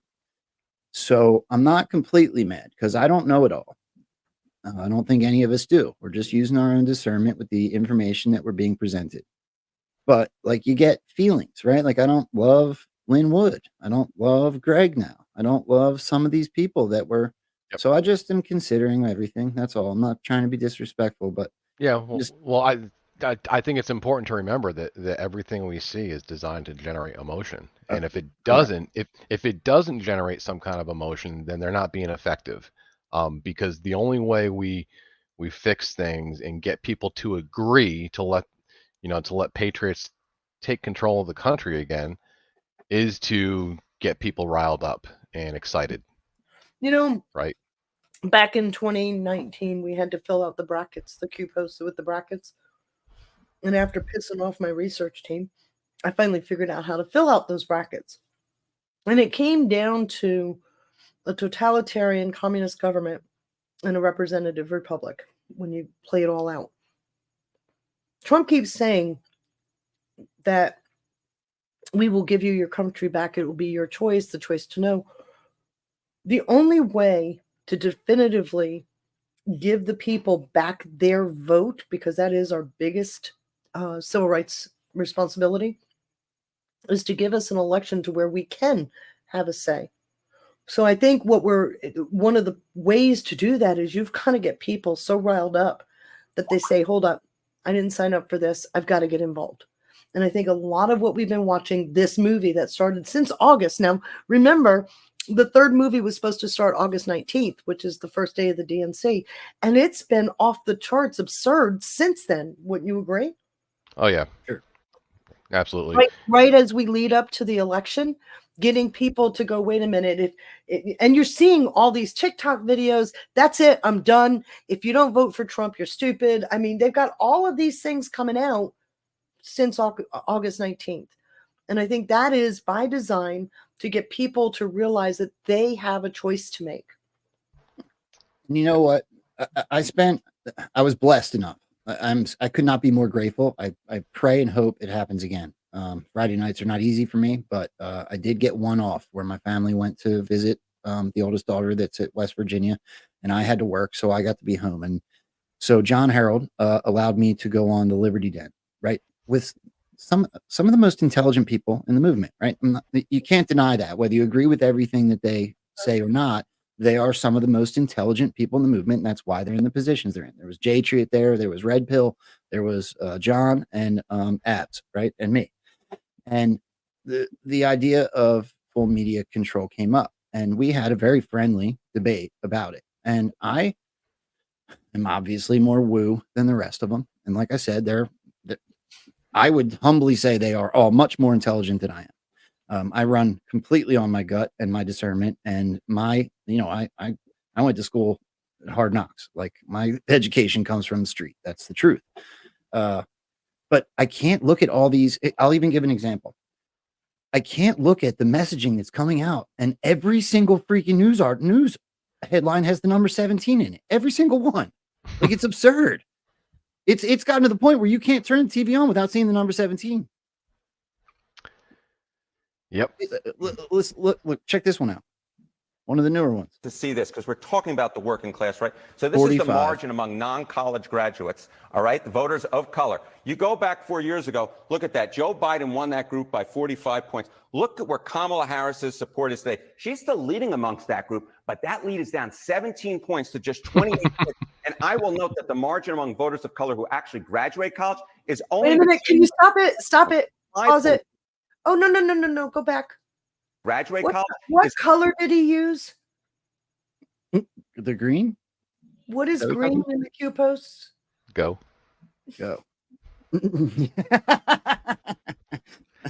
It's it's literally all predictive programming, right? They're trying to reinforce our minds by sending signals nonstop, which is why you're seeing 17 and noticing it, on a daily basis. That is obviously a message to autists, right?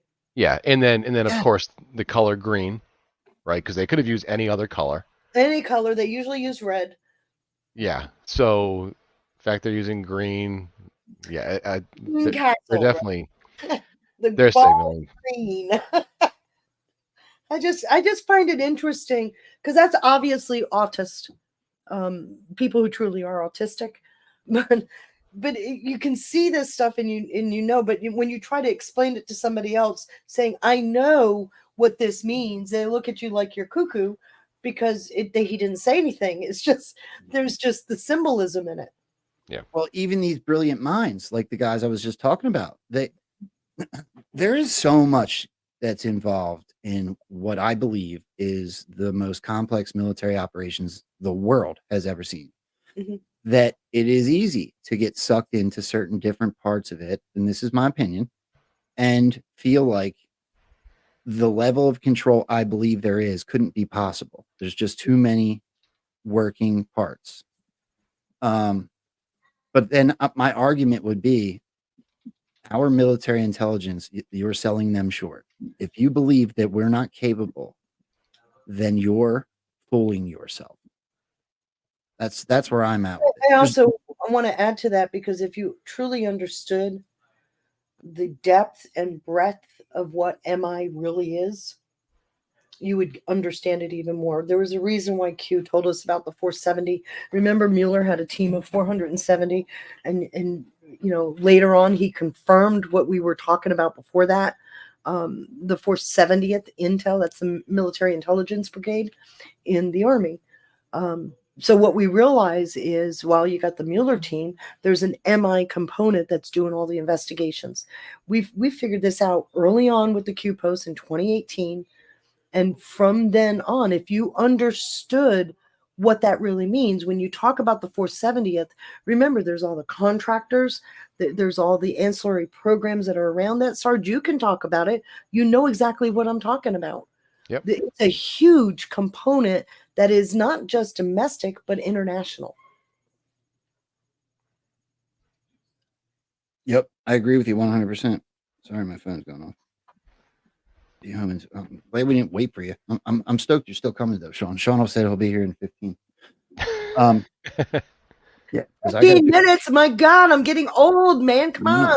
I know. Well, you guys don't. I'm super stoked. 1.77 subs. That's cool. There's that 17 again. On YouTube. Yeah, 1.77. That's really cool. Thank you. Let me take a second. And there's 1,100 people in here on Rumble. If half of you that didn't do it yet could run over there and hit the thumbs up for me, it would mean the world. It would mean the absolute world to me. That is the best way. Must be a pretty good show so far. Yeah, is absolutely a really good show. No, it sucks. Okay, Sarge, I forgive you. Let me also and America's Rising, which is Sean's channel, rated the show. So there's tons of people as far as pilled.net is concerned. Actually, we have the most people watching this show over anything else on pilled.net right now. And that also means the world to me. I want to take a second and thank everybody that sent gold pills over so far. Believer, Gifted a Can, love you all, and Feisty with a whole bunch of emojis. Us. Max Force, love Mac. Gifted some shades. He has his own show over there on pilled.net. Please go check him out. He rules. Believer again with a cookie. Believer again with a can. 100, 100, 100. They were agreeing with something. There's a cookie for Feisty with a bunch of fire emojis. SeanAnon himself gifted a cookie. Be with you guys shortly. Thanks for your patience. There's Sean again with a cookie. Believer again with a can. Sean with another cookie. Could there be an attempt to cause civil unrest, only to result in the country coming together? I will. Let me go first. Go ahead. Go ahead. I'll just say this, and I'll let you guys speculate. What happened on 9/12/2001? It didn't matter if you were blue or red. There was now an American flag hanging out the back of your pickup truck, and we were one country.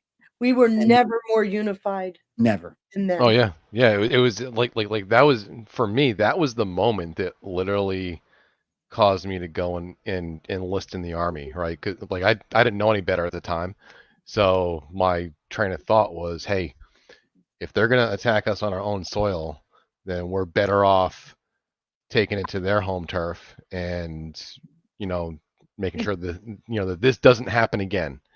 And so for an event like that to bring us all together, it was a return to God moment. And we were. If you go back and think through that time frame, not only did we come together as a country, we were unified, something we hadn't been for ages and have been since disunified. But the churches got full. People were finding God. So if you're going to extrapolate, it was a major event that caused people to step back out of their matrix and say, wait a minute, what's going on? And for even a brief moment, we got ourselves together and we did what was right. We did the purely American thing. I vision that something is similar going to happen. Do I say it's going to be a terrorist attack? Do I say that Trump is going to be another attempt on his life? I don't know. I don't know what is going to happen, but whatever does happen is going to be big enough to bring about the same thing that happened in 2001, where the American people say, okay, I got to step down. I've got to think of the right things. Q hinted that there'd be a unifying event, right? He alluded to crimes against children being that, but he also said in post 34 that the country would not be unified. So there will still be some holdouts. And he also talked about where there were riots being planned and that they would be shut down clean and swift. So we know that there's a bit of a flux in between, but in general, it seems to me that the American population is going, wait a minute, let me rethink where I was. Yeah. There's an aspect I want to add, especially to the 9/11 thing, because 9/11 was the most unifying event I have ever experienced, period. However, some time went by and some questions came up on that event. And in my opinion, it became a divisive topic again. Was it real? Was it our government? Who was it? Right? You can run through all of the crazy 9/11 digs that everyone has done. Mm-hmm. And now that majorly unifying event, because of lies and propaganda and all that came with it, yet again divided people. Is it real? Is it not? So it seems to me that if we are to have an event, that it would have to be, and it was going to hold the country together, it would have to be a truthful moment. It would have to be something where the nation learns the truth. 2001, when Bush II got elected to office, the Democrats did a huge study because they couldn't understand how Bush 2 got through to the White House. And one of the things they found when they reviewed the voters' behavior, if you will, is they came across this term, and it was a new term in 2001. It was called values voters. They'd not used that term before. And they found out that a lot of people voted based on their values. So in my view, to talk about to add to what you're saying, it's going to come down to a values vote. And it wasn't about Bush and it wasn't about Gore. It was purely based on values. As opposed to being single issue voters. Right. Yeah, amen. But it stumped the Democrats. They did not. And right after that, there was a lot that happened right after that. George Soros bought, because one of the things they realized is you don't get the White House without the Catholic vote. So George Soros bought a bunch or started a bunch of Catholic media to change the Catholic vote. And it literally went from conservative to liberal by the 2008 cycle. George Soros had said in 2003, I will give up my entire wealth to make sure Bush 2 doesn't get in office again. It worked in 2008. And the Catholic vote went from very conservative, pro-life, to pro-choice, liberal when Obama was elected. So there was a lot that happened. And again, but I'm going to bring back up, it was the values vote that the Democrats learned to talk to that was leveraged to get Bush 2 into office. You know, it was people voting on their values. So if you go back and listen to Gore's messaging, people weren't buying it. They weren't buying it, which is why Bush 2 got in. And what did Bush 2 run on? His faith. Love him, hate him, I don't care. I'm not talking about the individual. I'm just saying Gore had a different message from Bush 2. Bush 2's was about faith. He always talked about his faith. The values vote is what won that election. And they worked and put in a ton of money to change the values of those voters for the 2008 cycle. You figure it out. And the election you're talking about was the first time I remember major talk of election integrity and stolen elections. Well, do you know what they did in 2001 or 2000? You're going to love this. But remember the hanging chads? Yes. Okay, that was substandard paper. Do you know the company that delivered the substandard paper to Florida? Was it Dominion or something? Smartmatic. It's actually Smurfit, but they're now Smartmatic. And what was the purpose of that? We went electronic voting machines right after that. You figure it out. That's a setup. Totally. I even found the 10K that proved they paid off BRC. So I mean, you know, you can say whatever you want. The history gives you insight into what we're looking at today. And if you understand what happened, and you can just, because they don't have a new playbook. They're too stupid to devise a new playbook. So you look at the playbook, you leverage their plan for your means. And I think that's what we're watching. I think you're right. All right, let me finish saying thank you. Wait. Say that again. What did you say? You're always right. It's the only time you haven't been right was about the assassination. There's that. Yeah, we're not going down that rabbit hole. That's really funny. I want to add in real quick that remind everybody about the Gregorian calendar that skipped 10 days back in 1582, and that was the 10 days that were removed were from October 5th through October 14th. Right. Wow. Yeah, really, really interesting considering tomorrow's October 5th and Trump speaking at Butler. And what storm, Mr. President? Yeah, we'll find out. I don't know what storm you're talking about. All right, real quick. You guys killed it on the thumbs up there when I asked. Thank you very much. It means the world. Hit that thumbs up over on Rumble. And Lee Walden with a $2 Rumble rent said, "Ahoy, fellow patriots. First time visiting you, Den folks. Joe, hat tip to your rise. And it was a pleasure viewing you on Liberty Den. Thank you very much. It means the world." And then let me get through the rest of these here. Believer gifted a cookie. possibly SeanAnon. Oh, I'm not sure what we were talking about at the time, but there's Believer again with a can. Sean again with a cookie. She's hitting the nail on the head, bro. Imagine correcting this ship and people never realizing how close we were. Right. Filter Dog 1 gifted a can. FEMA is also claiming credit for Starlink that were delivered by others. Yes. So it seems like shadow games. I have some more FEMA Well, stuff. it's Title 32 money, by the way. Yep. I already looked into that. Yeah. And what is Title 32? You got to go to my X post on that. I explain it all. I can pull that up next if you want to go through it. You can look at it. All right. Hold on. So Sean gives another cookie. Do you know who owns UMG Universal Music Group? Bad Boy Records? ? Seagrams, as in Bronfman Seagrams. Yes. Keith Raniere. Keith Raniere. Why does that name sound familiar? New York City, Albany, New York. He went to Troy, New York, actually. Nexium. Nexium. Oh my gosh, he's here. Hi, Sean. I was just reading your comments, bro. You're muted. Your mic's not in something. So, yeah, while we're on Sean's comment, if he gets his mic figured out, I'll ask him what he means. Let me keep going while he tries that. So, I Old can- Soul Dog. can you hear me? There you are. Yeah, Oh yeah, we got you, brother. Good to see you guys. Yeah, You too. you too. Holy shit. I'm outnumbered 3 guys to me. Oh my God.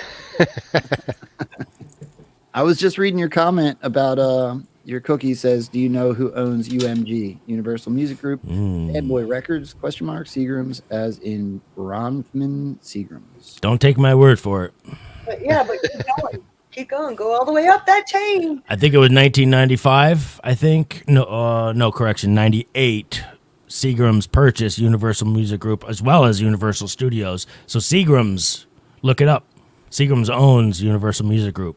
Yeah, but keep going. That's when they were also involved with Keith Raniere at Nexium.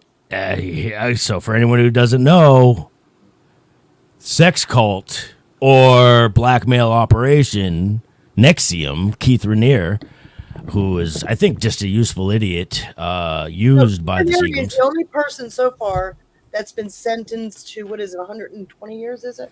Yes, he got bagged. He got bagged good. But he also got, a couple of years later, got more charges thrown at him. And I don't, what else did he get into? He made booze. It was into alcohol, otherwise known as spirits.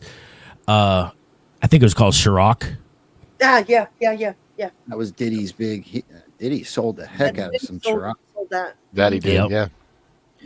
So to me, the whole Diddy thing, I think, is a lot larger than people think. I think it's a cover-up operation. I think they're protecting certain people, but it doesn't matter. I think it's a move in haste. I think it's a move to out of panic. And in the process, just like I said earlier, everything they try to do will have that Streisand effect. It'll come back, boomerang, and bite them in the ass. Well, Sarge, you know this because I've already said that. I said P. Diddy, while important, is a distraction. They're trying to cover up for something else. It's not uncommon when the wagons get circled pretty tightly, you throw the least among you under that bus. Why P. Diddy? Right. Yep. So I'm not saying his story isn't important. I'm just saying they're coming up something bigger, which is why I brought up the brothels case. Well, can we address P. Diddy for a second? Pop culture has been getting ready to throw him under the bus for years now. Oh, yeah. They seem geeked about it. Everybody's going. They've been going after Diddy. Have you listened to Jaguar Wright? Yes. We play a lot of Jaguar Wright in America Rising. She has some amazing information. Yes. I'm not saying she's calling him clean. Nobody is calling him clean. But she ties all of P. Diddy's issues, as well as several other people's issues, to who? Yeah, he wasn't born this way. He was used as a tool, Well, no, she's going after Clive Davis, Lucian Grange. Clive Davis, who doesn't go after him? but come on, what's the other rapper? Jay-Z, he's next. Yes. Jay-Z. Yeah. JC. I'll name Sean. P. Diddy under the bus. Sean Combs. Yep. And Sean Carter. Jay-Z's real name is Sean Carter. Yep.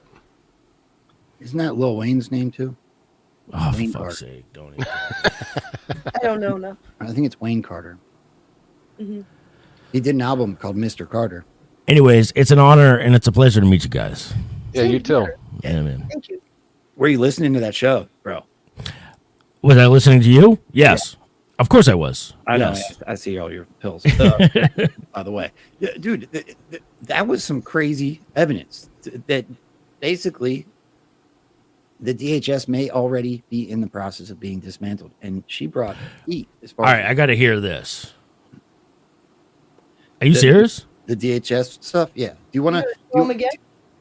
This because this is the biggest deal of them all in my mind because DHS is like the overseer of Secret Service. Everything. Yep.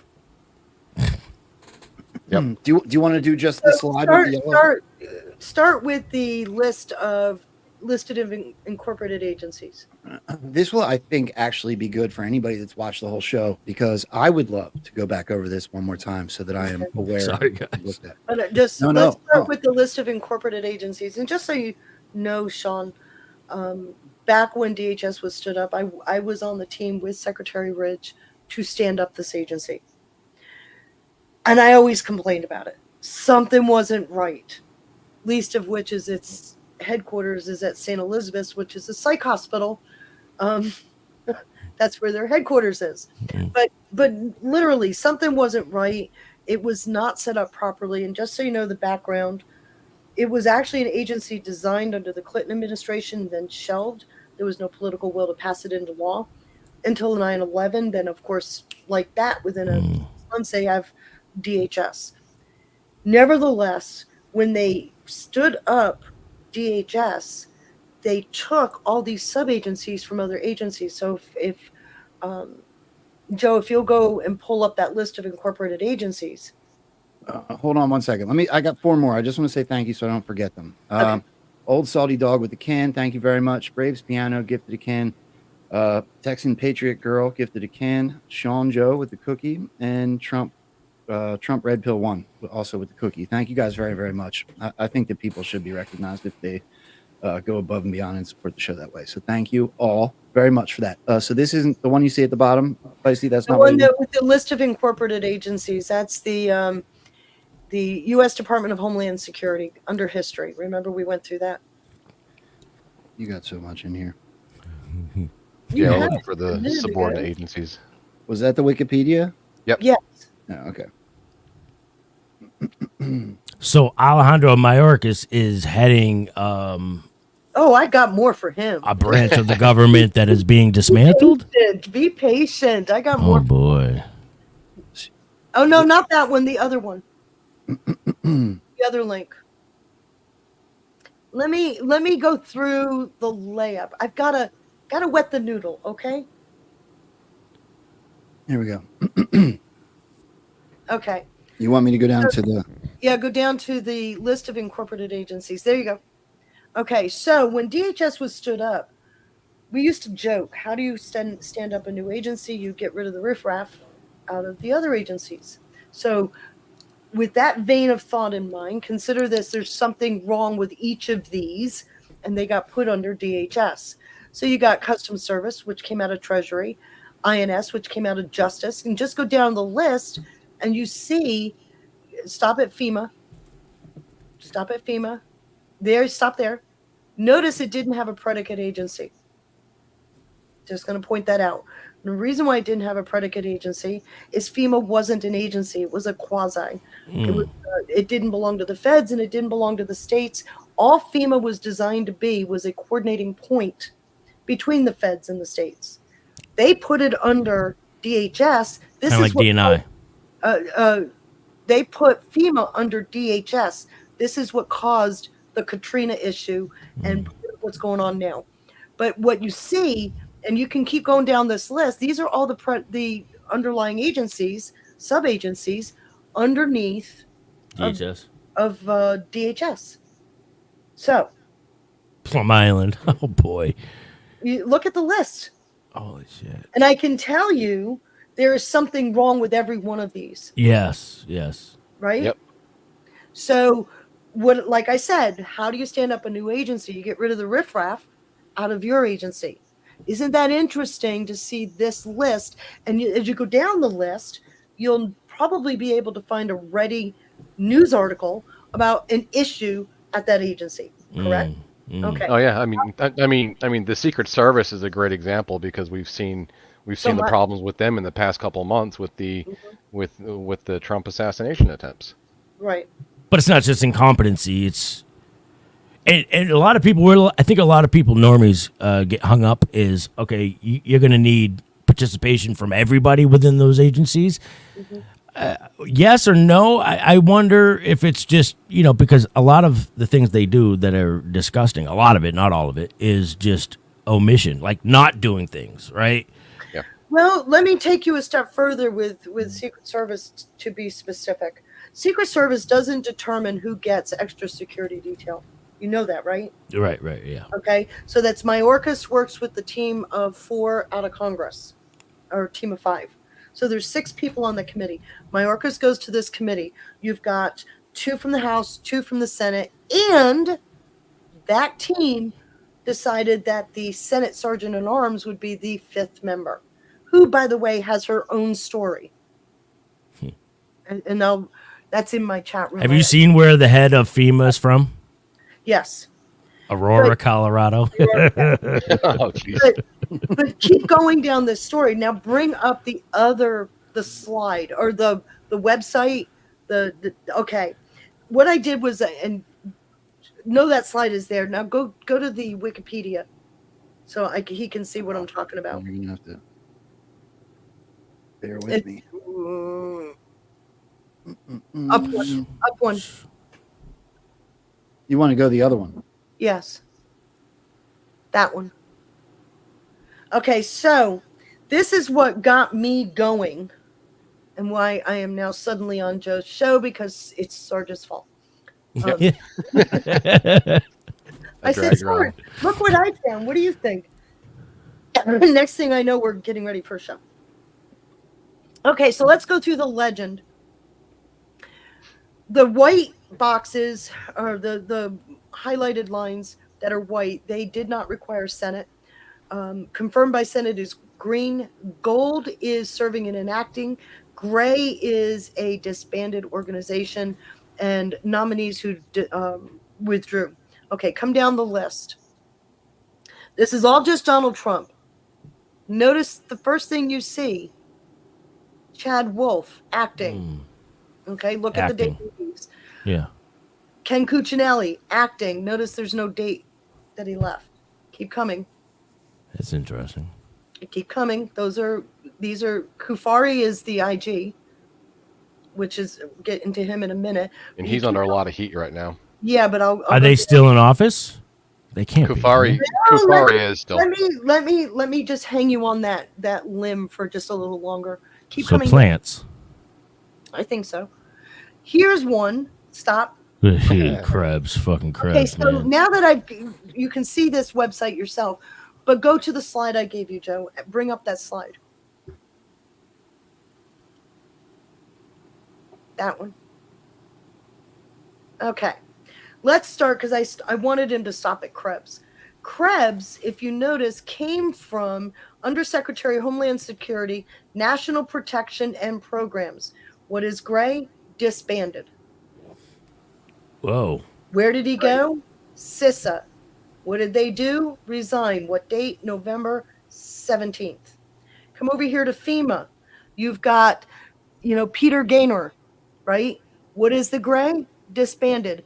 Look at positions underneath that. Vacant. They had somebody nominated, but they never got confirmed. All right, this kind of supports my concept that, not concept, but DC isn't full. Like, there's so many vacant offices in DC, right? Okay, but this fits into my Directive 51, because we know Mayorkas doesn't have an oath of office on file.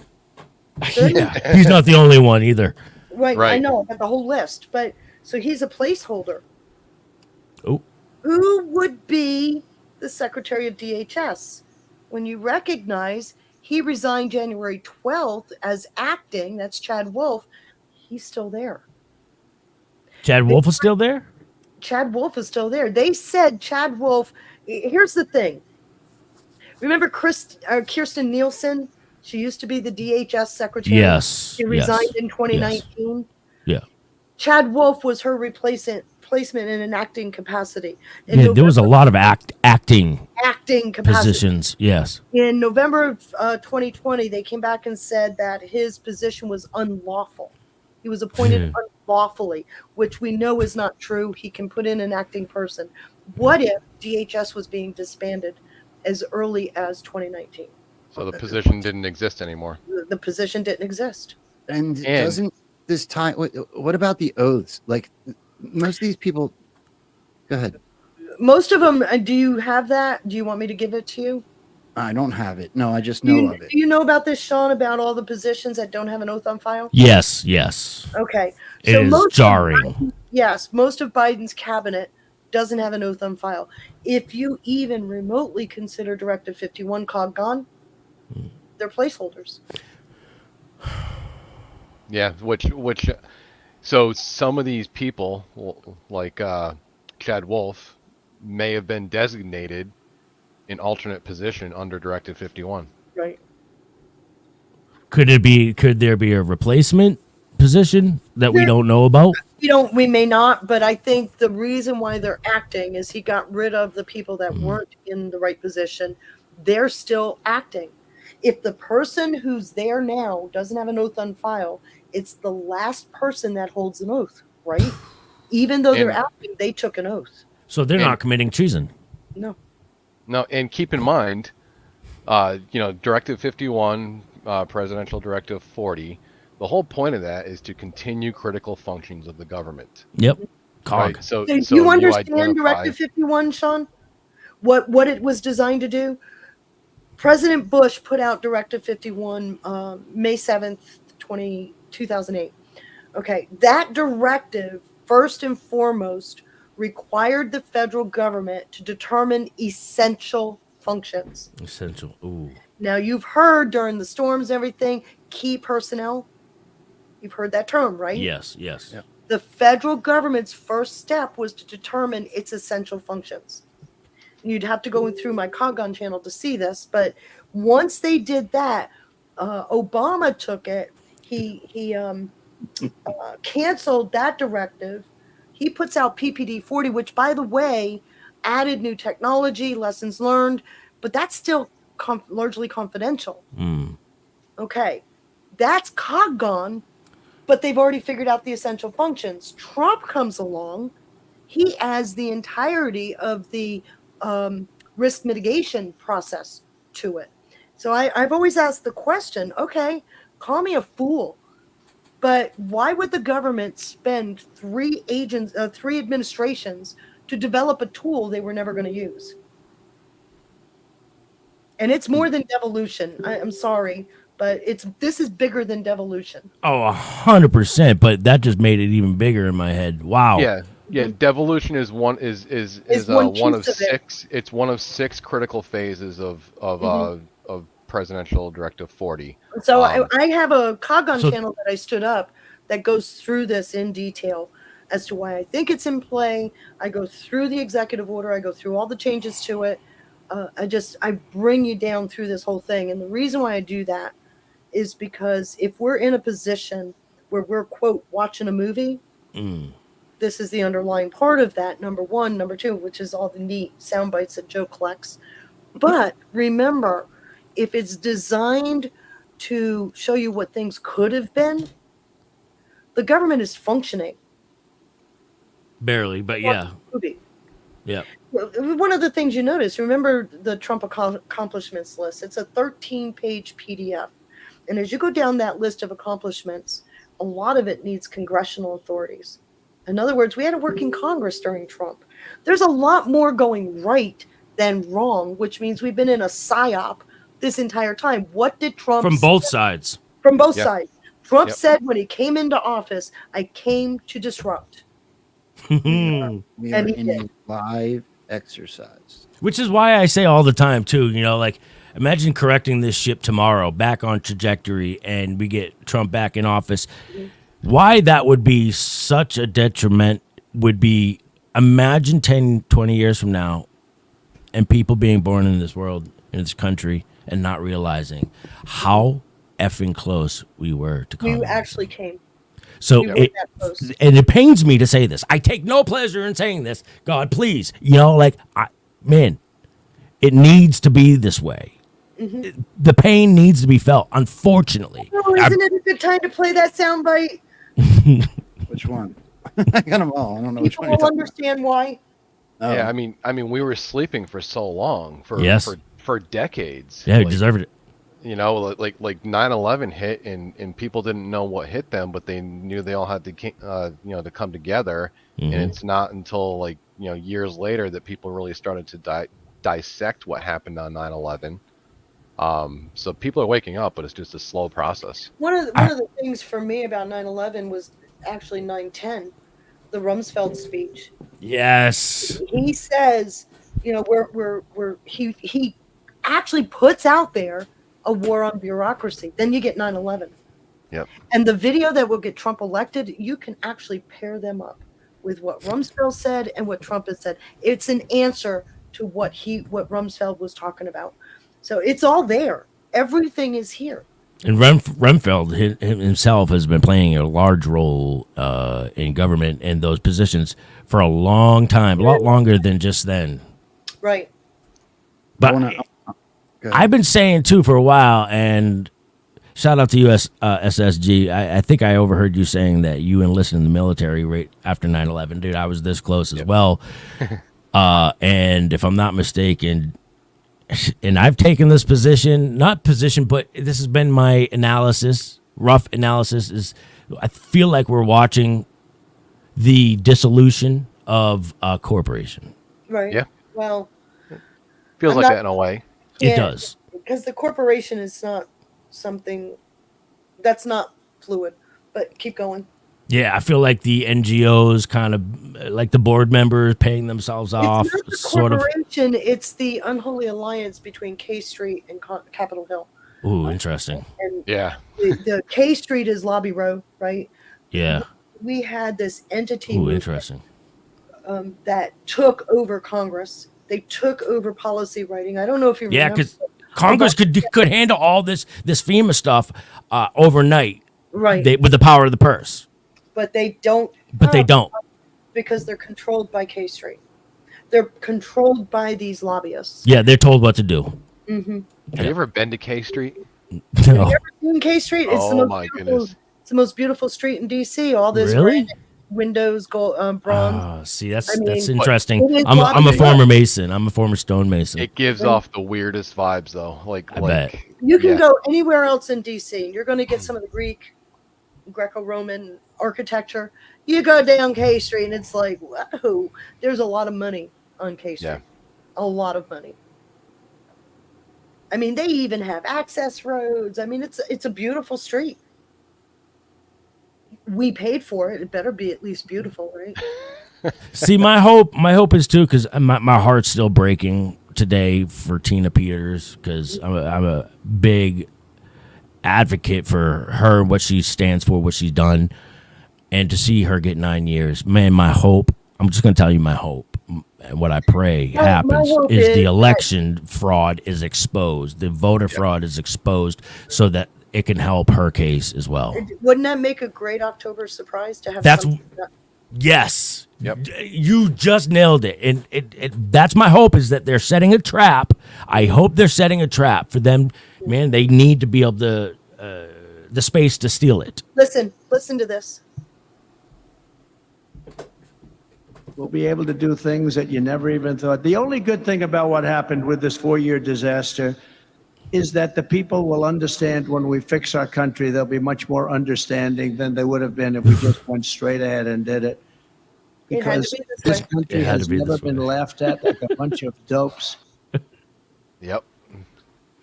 Man, And so as long as we're here, let's do Elena.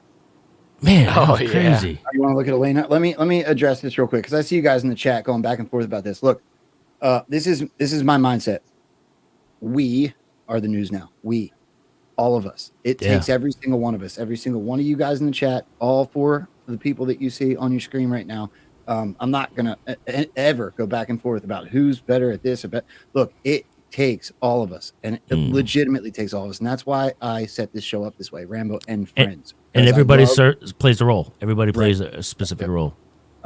So I saw the comment earlier that this was addressing, but it's a $20 Rumble rant, so I'm going to read it. Joe's awesome. I agree. But you do others a giant disservice. E.g., Feisty's been researching for years and has some of the best, most thorough digs in the community. Follow her. I completely agree. Fair. I also agree that Sarge and Sean, and I would like to put myself in the group. We all of us, every one of you as well. These some of the best assistants I've gotten on digs are from accounts that have like 100 followers. Followers doesn't mean anything. It means nothing. We're doing this together. Yeah.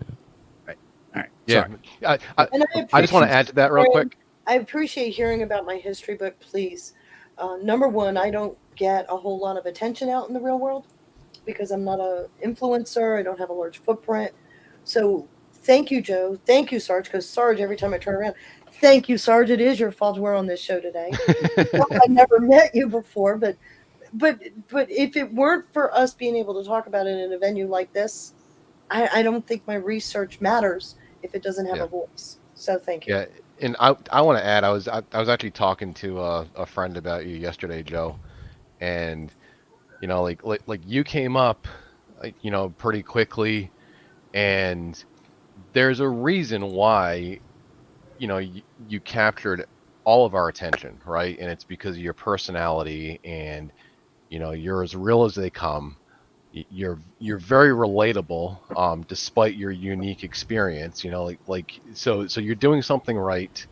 You know, I think that, you know, people need to recognize that, and I'm glad that you're in the position that you're in right now because you help amplify important messages out there.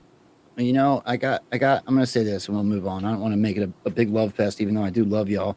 But I got a text message just recently from somebody that most of you would know, right? I'm not going to throw her out there because it was a private text message, but I will say the compliment part. So the compliment part was that it looks like I'm in a position to unite the camps, right? There's definitely camps within this movement, and there's like been some hard feelings. It's been a long, hard road. I can't even believe we have to say this, but it needs to be said. It's been a long, hard road. You're right. And for the acknowledgement that I've gotten as I've come up, and the wide array of friends in all of those camps, I definitely am blessed to be put in the position to be able to bring people back together. And it's already happened a few times with, you know, specific relationships. And that was probably the single largest compliment I've gotten to me personally. It meant the world to me. If I can help do that, then you're serving your purpose. Yeah, that's what it is. That's the ultimate fulfillment right there, man. You know, kudos to you. And you got to not give a fuck. You got to not give a shit. Yeah, you got to have thick skin. I said this to you in the past, Joe, when I got kind of booted out of the movement in 2018. Remember I said to you early on, I don't care what you think of me. I don't care what you think of my research. But I've earned my stripes to be on the battlefield, and damn it, you're not taking me off. You've given me a voice. I've actually been able to be on the battlefield. I'm not an influencer. I don't even have 10,000 followers on X. I got a chat room of a little over 500 people. I'm a nobody when it comes to that grand scheme of things, but I've earned my stripes. The key thing here is to be heard. You have quality followers. And that's, you know, that you just got a shout out from Adel 412, by the way. Oh, nice. Where, is he in here? Yeah, he just appealed. Your Telegram chat has, you know, it's got people in there every night, you know, listening to what you have to say. And love that. You know, you do your live voice chat every night, and so you've got a loyal following there.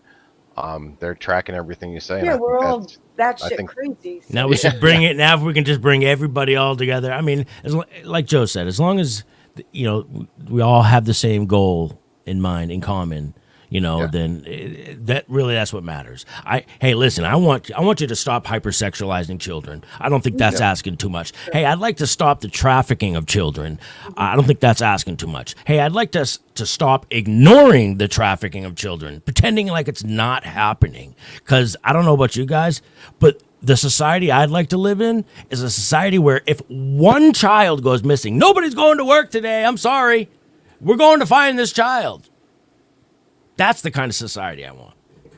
One child, much less 350,000 children going missing in America. That's a problem. That's a problem. Get out there and find the effing child.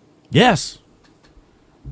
Sorry. My ex account is at Friends Feisty. I saw the question. Yeah, it's a good account. I would listen to Feisty on PBS. I want to say 412 is a show I watch all the time, and I've never linked up with Adel. And I love the show. So a big shout out to Adel. Thank you very much for. I think he threw great show, guys. Good to see Feisty. Been a while.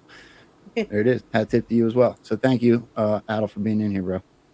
Sincerely. So anyway, going back to this story about what we were talking about, if these people don't have a oath of office on file and they are placeholders, and you've got Biden saying things, I don't know what storm you're referring to, does it not sound like we're coming to an end?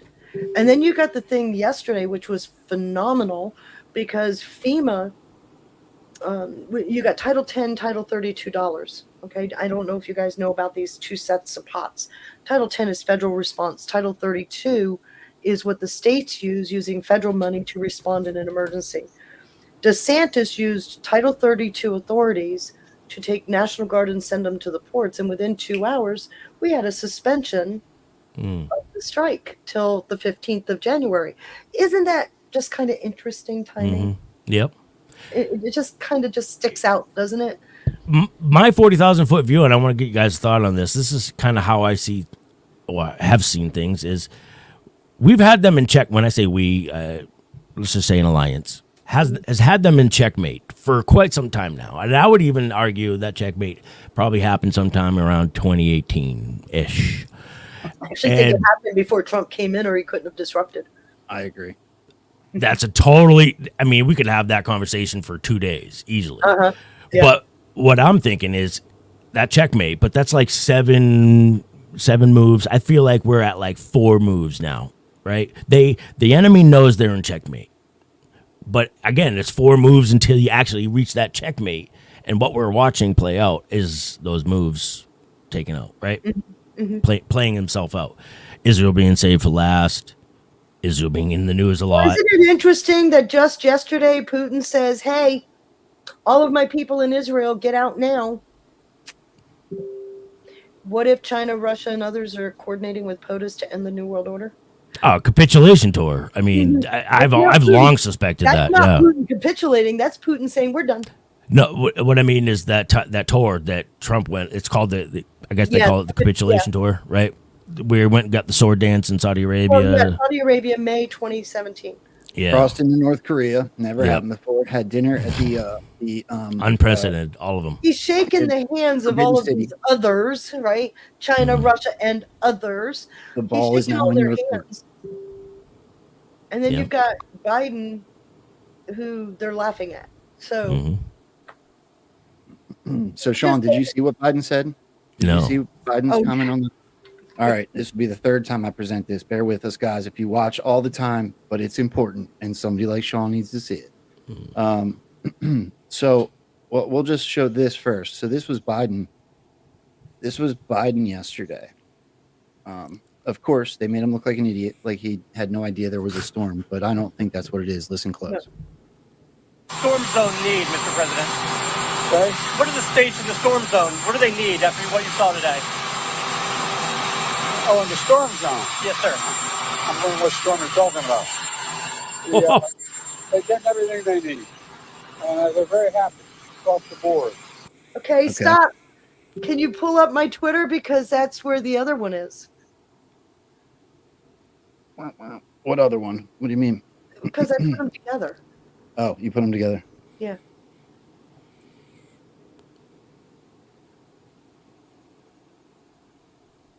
Isn't this fun? I'm having a blast. Lee Walden with a $2 Rumble rant says Robert David Steele was my real introduction to the dark side of evil of the babies. Shout out to Robert David Steele. Rest in peace. Oh, And he's another example of, because a lot of people get stuck in the CIA, you know, oh, you must be bad because you're associated with CIA. Well, I don't think it's that simple. I think that's simple-minded in my opinion. But, you know, you got Sean Ryan, for instance. If you guys haven't checked out the Sean Ryan show on YouTube, man, you got to check it out. He just interviewed a guy who was in the Trump administration. I think he was the deputy director under NDI. Who's the DNI for Trump there in the end? Ratcliffe. Thank you. Yes, he worked with Ratcliffe. And then as soon as they broke up, I guess Trump sued this guy for putting out a book, but the book was about, you know, his experience in the White House, and but it wasn't nefarious. It was just showing the truth. Now Trump has rescinded that lawsuit and is inviting him back in. I think Trump did that for a reason. He could have. But this guy worked for Jeff Sessions as well, and you mentioned Jeff Sessions earlier. Yes, I did. But guess what happened to Ratcliffe's book? It sold a lot of copies after Trump threatened to sue. Everybody's like, oh, what did he say that Trump doesn't like? You know, you can use Orange Man bad to your benefit. You do know that, right? Well, and I wonder, I do think a lot about that happening in reverse as well. Like, I think it's important to ensure that, you know, just with myself personally, I'm not doing confirmation bias. I'm not seeking information that's going to support my belief, you know, what I suspect. There's a lot of soul searching. It's a lot of like looking at yourself through somebody else's eyes, right? I need to make sure that this is accurate, what I'm looking into. So, you know what I mean? There is a lot of confirmation bias that I want to try to at least be cognizant of that, if that makes any sense. So did you ever hear of how the media referred to Trump? They call him the trifecta. Did you ever hear I think I've heard this a couple times, yeah. Trifecta, the bombastic voice, the leaker, and the anonymous source. Okay. Let's go back to Orange Man Bad. You do know that was Trump that started that, right? No. Yeah. It wasn't a camera mishap. He had the makeup on to make it orange, and then Orange Man Bad took off. Yeah. You're watching a movie. He is the disruptor. Let me go back even further. The beginning of his administration, I used to listen to all of his speeches when he first came into office. The very first speech he gave, by the way, is January 21st, 2020, the day after the inauguration. Where was he? CIA. What did he tell the CIA? F you. Go back and listen to that speech. You'll love it. Yeah, he didn't use the CIA for intelligence, by the way. No, he didn't. He relied on and I already private. knew he relied on he relied on what was going on in Saudi Arabia. Yeah. But let me take it a step further. After every speech, he'd say, if you got caught up in this through no fault of your own, come see me. Those are called whistleblowers. You do know that, right? By March of 2017, I don't know if you recall, he did that stupid tweet about Arnold Schwarzenegger who took over The Apprentice. And I remember thinking, what the hell are you doing? That was absurd. It wasn't absurd if you think about it. I don't know the tweet you're talking about. But he put out a tweet about how Arnold Schwarzenegger was never going to be anything he was, that he couldn't handle The Apprentice. But here's the thing. Here's the thing. They thought they could do to Trump what they did to Bush 2. They thought they could ignore him and paint him as stupid. Bush 2 wasn't stupid. He was very intelligent, as is Trump. He's a stable genius, right? So Trump said, let me hold my beer. He puts out a tweet, and the media immediately used his Twitter for their news. This is how they got him to follow him so closely. So they couldn't ignore him anymore. Then he goes off to Saudi Arabia. You remember the infamous globe picture? Oh, yeah. Yes. Do you know what that is? It's a computer center. Guess who helped MBS set that up? Kushner. It's a computer center. It's a workaround to the Five Eye network. Wow. Yeah, I know Kushner's connected to Saudi Arabia big. Yes, he and MBS worked very closely together. Yeah, But- he's the one who gave Solomon the intel that his brothers, the princes, Right. were going to conduct a coup against him, Right. and then he in turn had them arrested, and then right after that was the Vegas shooting. Correct? Right. Yeah. Right. So the sword dance is a ceremonial dance for when you've won the war. It doesn't take a whole lot to figure out that this was all done before Trump came in. Trump is the disruptor. We went through 4 years of showing what division does to a country. Now we've gone through 4 years showing the consequence of that division. And Trump just saying, well, people are now going to get it. How many other presidents have had the sword dance before? None. Are you sure? That's I not went true. through. I never found one. I think there one other one? Clinton did it. I'm Clinton pretty had sure it? that there was Okay. others. Then I stand corrected. I did not Yeah. know about Clinton. I didn't find it. No, it was sold to the movement. This is a dig I did a while back. It was sold to the movement. That was the first ever time. It was the first time ever that a president crossed. I don't the think Q pointed out being the first. Q didn't. Q it's not didn't, but it was put out in a video that it was the first. It was the first time that he ever any American president ever crossed into North Korea from South That's Korea. huge. Yeah. It was the first he, time. he met with Z in Beijing, which he did not quote cross the line. Yeah. It was also the first time that an American president ever had dinner at the Forbidden City. Forbidden City. Right, Yep. that's what I'm getting at. And remember, Yes. Q said he did not cross the line. So that is new. I did Yes. not And then you also had the ball is in your court. Mhm. With communication. Pooty Poots. And Also, now we're sitting here on Elena Hoffman. We never played her soundbite about. I know. calling Yeah, themselves I'll hunters. get to it. There was one more that he helped facilitate BRICS. Nobody ever acknowledges that. Facilitating the BRICS coalition was a pretty big deal. And then also the when he went to the Pope and the Pope looked all upset. That was a really That big was deal. my favorite, man. When he tried to hold his hand. Ah, dude. I So actually, fucking fun. from just some background information, the Pope has a great sense of humor. I think that was staged. I'm pretty sure it was. So there's a couple Rumble rants, okay, so I have about a half an hour left. I have to pick my son up at 5:00, so we're done at 4:30. Just so everybody's aware. But there's a couple Rumble rants that asked, and I actually just did a dig on this, and I want to hear your guys' opinion on this because first Lee Walden said, "Oh man, there's how many did you do there, Lee Walden?" $2 Rumble rant introduction to the dark side of the evil of babies, and then you said Evergrande on the Suez Canal, and then please That was a check big out one. the ILA post with the dock workers with evergreen containers in the background. This is a topic I want to bring while I have you guys here. We had a major disruption as far as supply chain goes right after the 2020 election. Now, of course, this was short-lived, but poop tickets are no longer on the shelves because everybody freaked out and there's no more poop tickets. Okay, that's good. So when why's your face red? When it happened shortly after 2020, I started to think about the executive orders. So you got what are the two big ones, right? So 183 or one, you know what I'm trying to say. Human rights and election. Yes, human rights. It just cut to the trafficking, chase.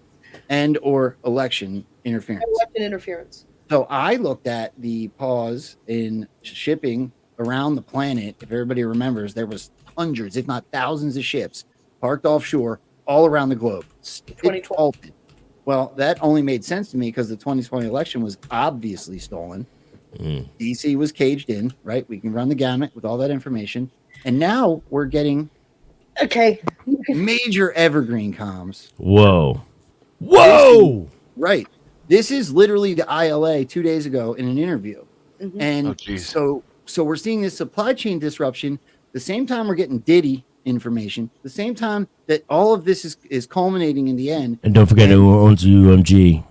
Right. This is a screenshot Seagram's. of an interview that panned over to the ILA president that then did his little rant Dude, about front and center, bro. Right. Okay, and Costco the largest foreign company that's involved in the ports is called One, and they ship evergreen. Okay, but okay, so I did this one time where the guy running for governor, came to our company, and you always set up a backdrop. Like think about Donald Trump when he went to Whirlpool. Mhm. Time to go to work. He went to Whirlpool, and they set up a bunch of Whirlpool things behind him. There's always a backdrop, right? It's Mhm, mhm. some sort of presentation. Why would they show all those evergreen? Why is that what they choose? It's a nod. It seems like it's a nod. It's a nod to the. That's why I pointed out the fact that Trump talked about the mostly foreign flagged vessels. And that's why I pointed out that the largest entity involved in the ports is this company called One, O-N-E. All of this is in my chat room, but and there, of course, Evergreen is one of their big clients. So I think you're on to something, is what I'm saying. I don't think it's define Evergreen. By the way, you know that goes back to the Nephilim, right? Evergreen. Yeah. Babylon. Hmm. Well, I do know it goes back to this drop, which is Hillary Rodham Clinton. It does go back to this drop, but I'm telling you the origins of tagging somebody as Evergreen. The symbolism of the tree. That goes back to the. Yeah, I agree with you. Well, I've been working on this theory that Hillary Rodham Clinton will have to be pushed back out in the spotlight, and she's already doing it with her book and everything. She's doing it to herself right now. Yeah. Well, the lady playing Hillary Clinton is. Yeah, you think? How many evergreen containers were there in that picture? That's a good question. Good question. Q plus? 1, 2, 3, 4, 5, 6 times it's 18. Fuck out of here, man. Hey, Sarge. Man. I like that. I like that. You know, there's an actual equation to figure out how many coincidences until it's mathematically impossible to be a coincidence. It's called the empirical rule. Have you ever heard of that? Yeah, I have. There's actually 20 if you count these ones back. Oh, crap, yeah. Oh. Actually, 21. Look down. 21, yeah. I don't think they count, though. The presentation is here. And there's 1, 2, 3, 4, 5, 6 Costco. Front and center. Evergreen. Oh, What do you guys make? What do you guys make of the re-signing of Executive Order 13848? That's been re-signed every year. Yes. Why? Because Biden's a placeholder.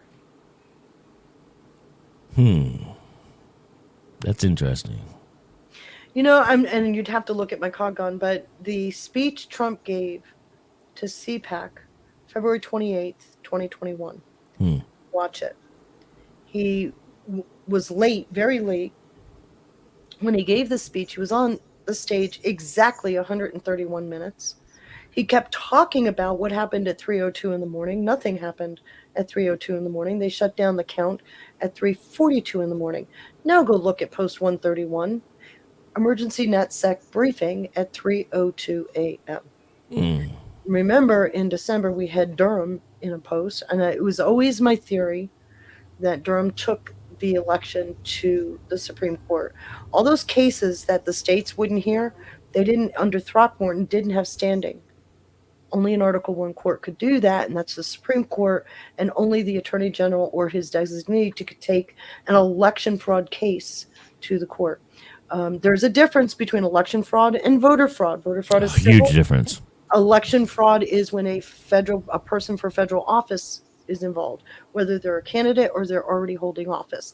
That is an act of treason, whereas voter fraud is a civil issue, treated totally different. So all of those cases on election fraud in 2020 that went before the state court system, they did not have standing. And we know this is a fact because remember we had, 18 states, 22 states try to get Pennsylvania to follow the law. And what did Roberts tell him? You don't have standing. Why? Because a state can't order another state to Right. follow those rules. Right. It all comes out under Throckmorton. The only person that could bring that case before the Supreme Court is the AG or his designee. Now go back and look at those posts. There's Durham. Which is why I've been long suspecting this is why Musk wants to move X from California to Texas, right. so he can so Paxton can then subpoena for all the DMs, because if he just starts releasing DMs, I mean, think about how much contradiction is going on there with regards to free speech and whatever, right? So keep an eye on that. What was the other thing? Because I've been hoping, man, like I said before, that they're being set up to steal it, but for that steal to be exposed. Because we don't fix elections. They may be, but remember, Trump put out a post, cease and desist post. Remember that? No. Put out a cease and desist, a week ago? If you're thinking of stealing the election, he said cease and desist. Oh, yes. Yeah, The veiled warning, pretty much. Warning. What is the rule of thumb? You've got to let them complete the crime. Yes. You're on notice. Yes. Now, if you do anything, we will prosecute to the fullest extent of the law. So, I mean, we're all here. Operation Show You. I call it Operation Show Your Ass. That's what we're watching right now. That. Yes. So here we go again. We're here. Anybody that's still the dregs they didn't get to pop up over the last few years, they show their ass now. Yes. The fullest extent of the law. And what is election fraud? An act of treason. What's the punishment for treason? Well, treason, including death. Unless does that treason still apply if you didn't give an oath? No, but it could still be, because now you got a double whammy, right? Because you're well, it's fraud. Yeah, you're it's still fraud. Yes. which is unlawful, all right? Right. Never forget there's a contrast between legal and lawful, or illegal and lawful. Lawful, like I said, you got another issue. Yes, lawful, you need an injured party, right? Who did I hurt? And there's typically 3 crimes: theft, fraud, or causing or threatening violence. So I'm not a free speech absolutist. You can't just threaten people with injury or violence, right? Here's a bigger part of that. Under RICO, which we know this is a massive international RICO. Under RICO, there's 34 predicate crimes. And you can be guilty of RICO and also found guilty of those predicate crimes. Knowingly has to play a role as well. Right. Yeah. And then legal, anything legal or illegal is contracted. It has to there has to be a form of contract in order for something illegal or legal to apply to you, right? Right. Just like, for instance, Well, you get pulled over for speeding. Well, you signed a contract with a private entity called the Department or Bureau of Motor Vehicles, that you agree to abide by all these rules and codes, not laws. A lot of people confuse this. There's a massive difference. And I believe here's the other thing too with RICO. I did a lot of research into RICO. One of the things that the Supreme Court, they've had a lot to say about it over the years. And one of the 2 things that they hold on to, one, it's not a one and done. You have to show a pattern and practice of crime. And 2, you have to have the likeliness of it reoccurring. So you got, remember Q to a Q post, Q put into a Q post with a kill box 3. Yeah. 3 elections, 18, 20, 22, 24 is the zinger one.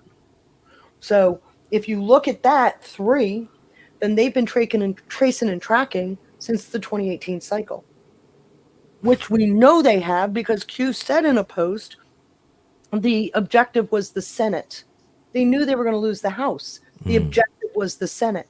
So they're tracing and tracking. They stole the House. They've got it documented. 2020, Chris Krebs says this was the most secure election in history. I submit he was telling the truth. Why? Because you double speak? No. Actually, it was straight speak. Remember Lindell's absolute proof. What did she say? We have all the data down to the MAC address. Oh. Yeah, if you got all the data down to the not MAC double speak, double agent. Well, he actually was a part of the solution, because if you've got the data down to the MAC address, they know exactly who stole the election, what device was used to steal it. Oh, this could free Tina Peters, man. It not only frees Tina Peters, but it completely answers the entire question. Yes, which again, we're And going to be remember- right back here again if we don't Right. solve elections. You know, You gotta solve the 2020. And what happened on the 11th or 9th or 11th of November? They confiscated the server that tracked all that information. Where? To a military base in Germany. that question was just asked on that Sean Ryan show that I just told you guys about. That question, Sean Ryan literally asked his guest about this question. You know what his answer was? I can neither confirm nor deny. Right. Yeah. Well, that was the last In other time words, we. yes. Who was the FBI director at the time? What was it? Gina Haspel? Gina Haspel. No, That was- CIA. CIA. We lost you.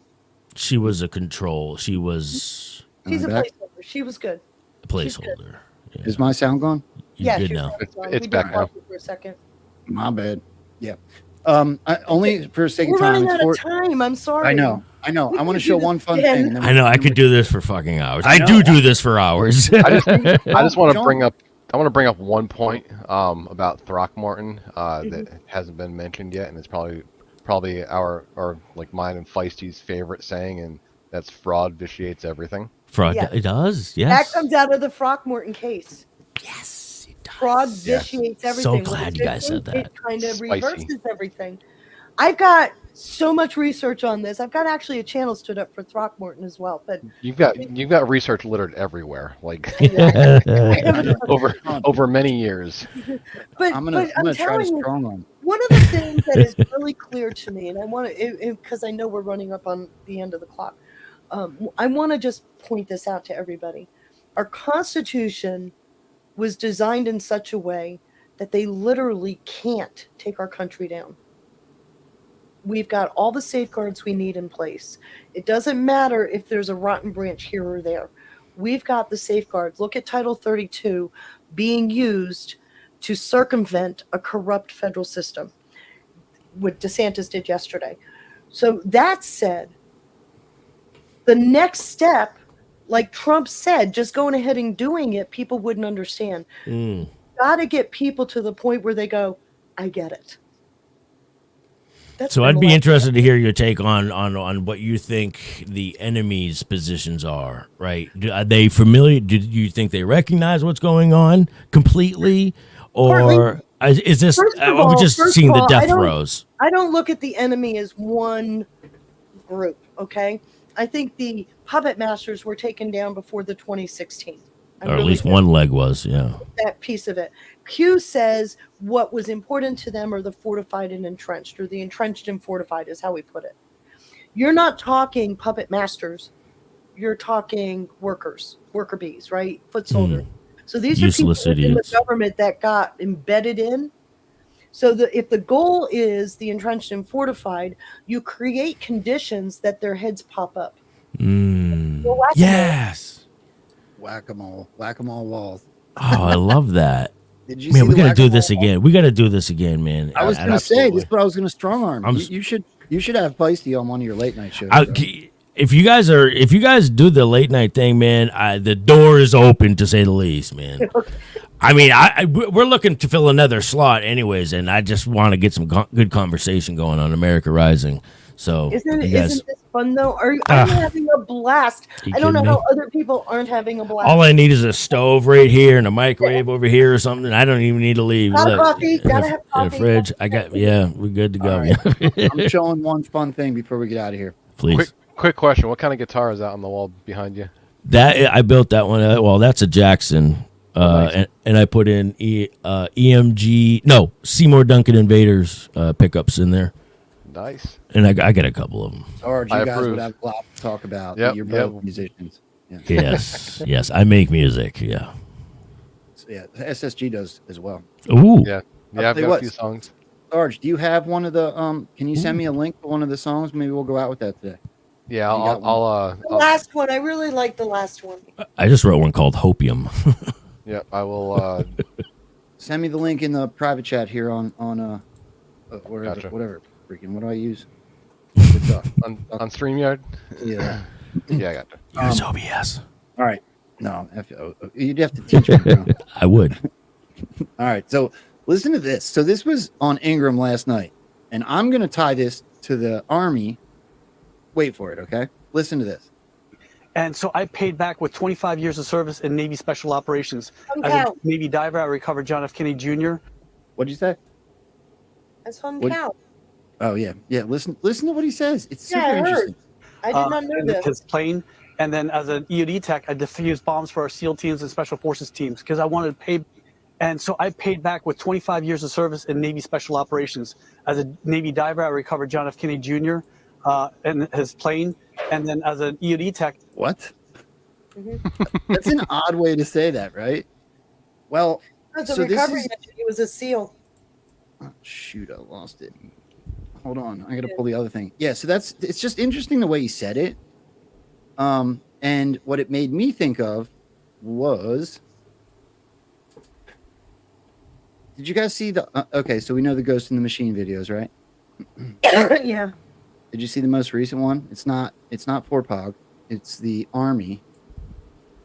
But it was the Army. Hold on, I got to get back to it. I accidentally closed. Not far though.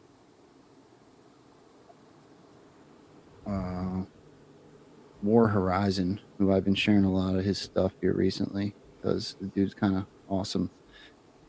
Posted the video. Oh, I know where it is. Here we go.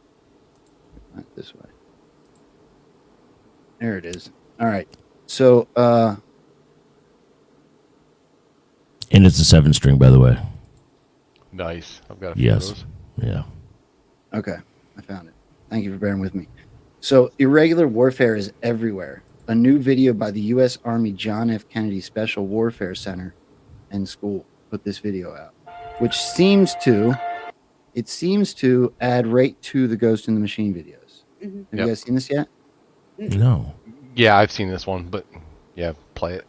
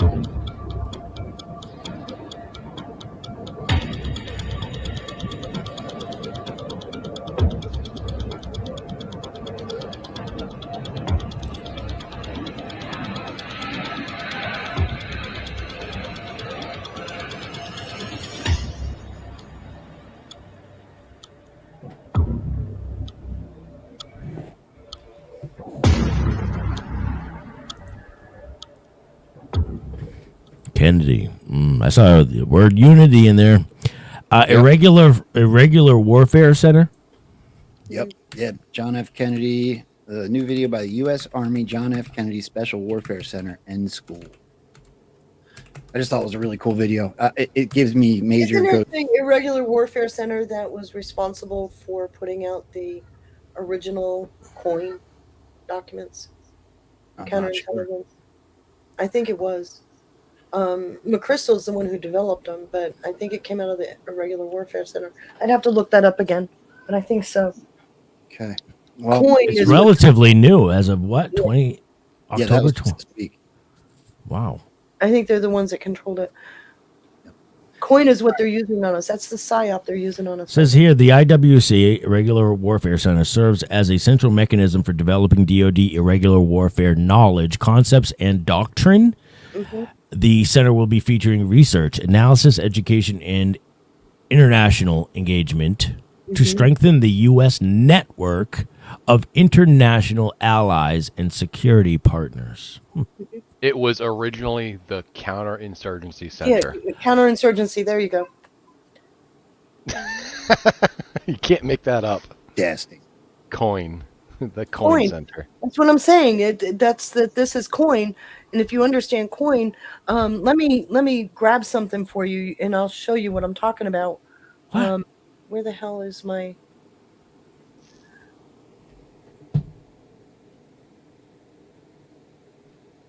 For people asking how to find Sean, what is it, I got Mr. him. Baker? Is it at Mr. Yeah, I Baker? got him. I'm gonna drop a link in the and you in can the Rumble go chat. for any time that you guys want the X link to anyone that's on this show. I always put their handles in the post that I use to promote the show.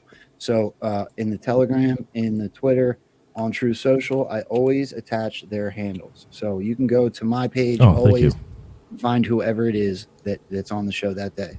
All three of these guys are up there on that post. Did you find it, Feisty? Yep. Where This you is from send a it? Q post. I don't have the post 4700. I'm forwarding it to you right now. Where at?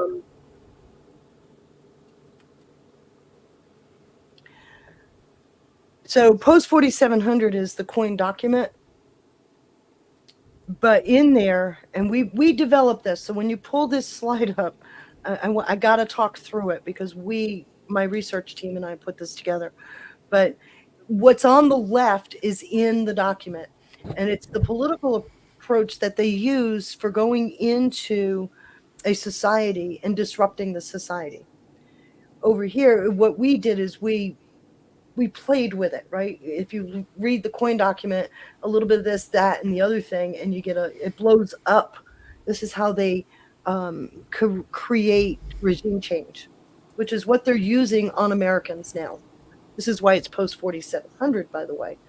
Q wanted us to know. He wanted to leave us with a parting thought of, hey, it's going to get wild here the next few years. And it has. And so just a little more background. I was part of I spent majority of my career with the Joint Staff. It was previously Joint Forces Command, and I was around when they were really pushing coin and counterinsurgency. So went through a lot of training, a lot of briefings.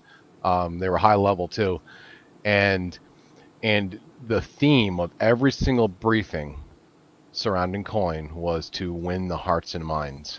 Okay, so it's applying that to like Iraq, Afghanistan. It was to They did it in every country. give them propaganda, yeah, right, so that they could so that the local population would support what was being done. Okay, Now look at what's happening let me to add us. something before you go any further.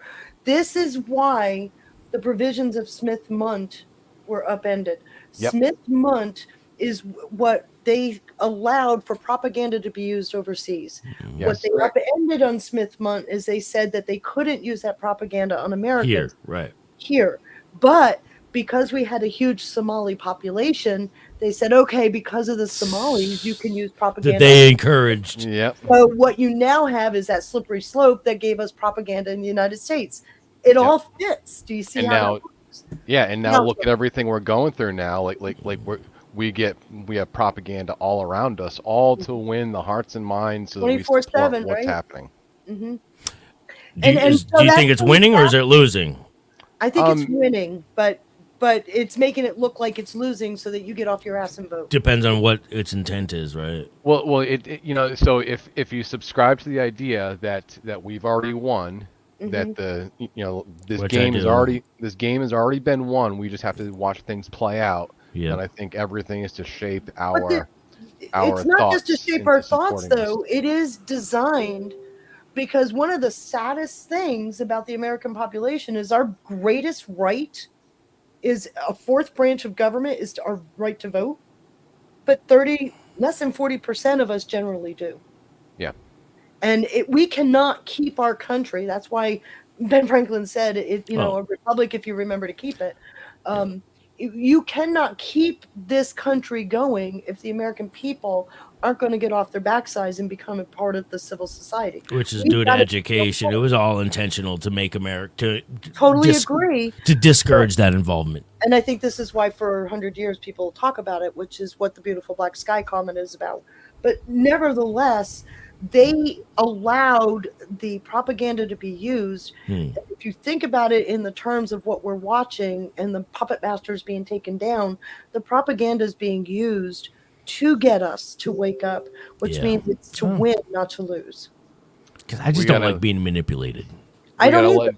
We gotta let Joe go pick up his kids. I know. I was going to say, if I don't stop you guys, my kid's going to be walking home from school. But let me do this. I don't like doing a show and having guests on without everybody being able to plug their handles, whatever it might be. So, but let's go right around the horn. Feisty, you want to tell them about your Telegram channel, your handles, your... All right, at Friends Feisty on X. In my profile is the link to Telegram. The pinned tweet is the link to the Cog Gun channel. All right, Join awesome. us every night, 8 o'clock for Rosary, and chat after that. Yeah, and her chats are awesome. I don't get to stop in often, but when I do, they're always the best, and they're always super welcoming. So please go check her out. Sarge, what do you got, buddy? At the Parasite Guy on X. Best place to reach me. Yeah, at the Parasite Guy who gets COVID. Which is funny. Much better now. Sean, you want to tell everybody about your channel? Your Yeah, I go live every night with Johnny. Shout out to Johnny, my co-host and business partner, I guess you call him. America Rising, which there is an America Rising on Rumble, but America Rising over at Pilled. I encourage everybody to make a Pilled account. Seriously, free speech means free speech. You don't get fucked with. There's none of the ads or any of the bullshit. Go over to Pilled. Mr. Baker on X, right? At Mr. Baker 82. On Rumble, it's SeanAnon, all one word. Capital SEAN, all caps ANQN. Yeah. And I'll be live tonight for the news at 10 p.m. But we go late. My man, I don't know who was on your channel today, but they rated the show. That's why there's so many people watching. Yeah, Mary Bear. Shout out to Mary Bear and Ash, who does Truth Blitz at 1 p.m. And we're looking at a couple more slots. So that was cool. Just so everybody's aware, I'm going to raid 412 for coming in here. We're going to send you guys Shout all out over to there Adel. for anybody. Nice. Yeah, if anybody wants to keep watching, that's where you're all headed if you stay for the raid. I want to say thank you to 2 different sponsors for the show. Quick before we get out of here, Tulip Blossoms. Look, I got to say, I am phenomenally impressed with how many people went to Tulip Blossoms. And yeah, so this is Sean. In case you don't know, this is Patrick Gunnels, one of his companies. Oh, so Patrick Gunnels actually came on the show 2 shows ago and presented everything himself. But the Rainfall I have right here. Love the stuff. I have to keep this down here. The girls steal it. But the Rainfall lotion's amazing. He does a bunch of detox stuff too, face butters. Christmas is coming up. I promise you, all the girls in your life will love every product on this page. And Patrick's a patriot through and through. Love him or hate him. The dude's bipolar when it comes to his reaction from patriots in the movement. But I will tell you, the dude is genuine, 100%. And I love him. And he's absolutely supporting this show by I love genuine. Yeah. Yeah, so that's awesome. And then the last one I want to do is a dude that I have quickly made very close friends with, and that's the truth. I did a long form commercial, short form interview. There's an 8-minute interview that's on my page. I might pin it for the next month or 2 at the top of the page. Bear with me, guys. But it is a way that we can support a patriot in David Becker, and we can also support the show. And look, it's about I didn't mean to do that. Let me hide that. It's about insurance. So if you're not getting good insurance, this dude has the hookup. He's been doing it for 40 years.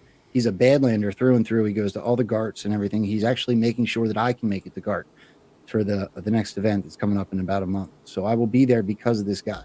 So that is who you're dealing with if you have to get your own insurance, which I'm hoping I have to do here shortly if we continue to grow on the show.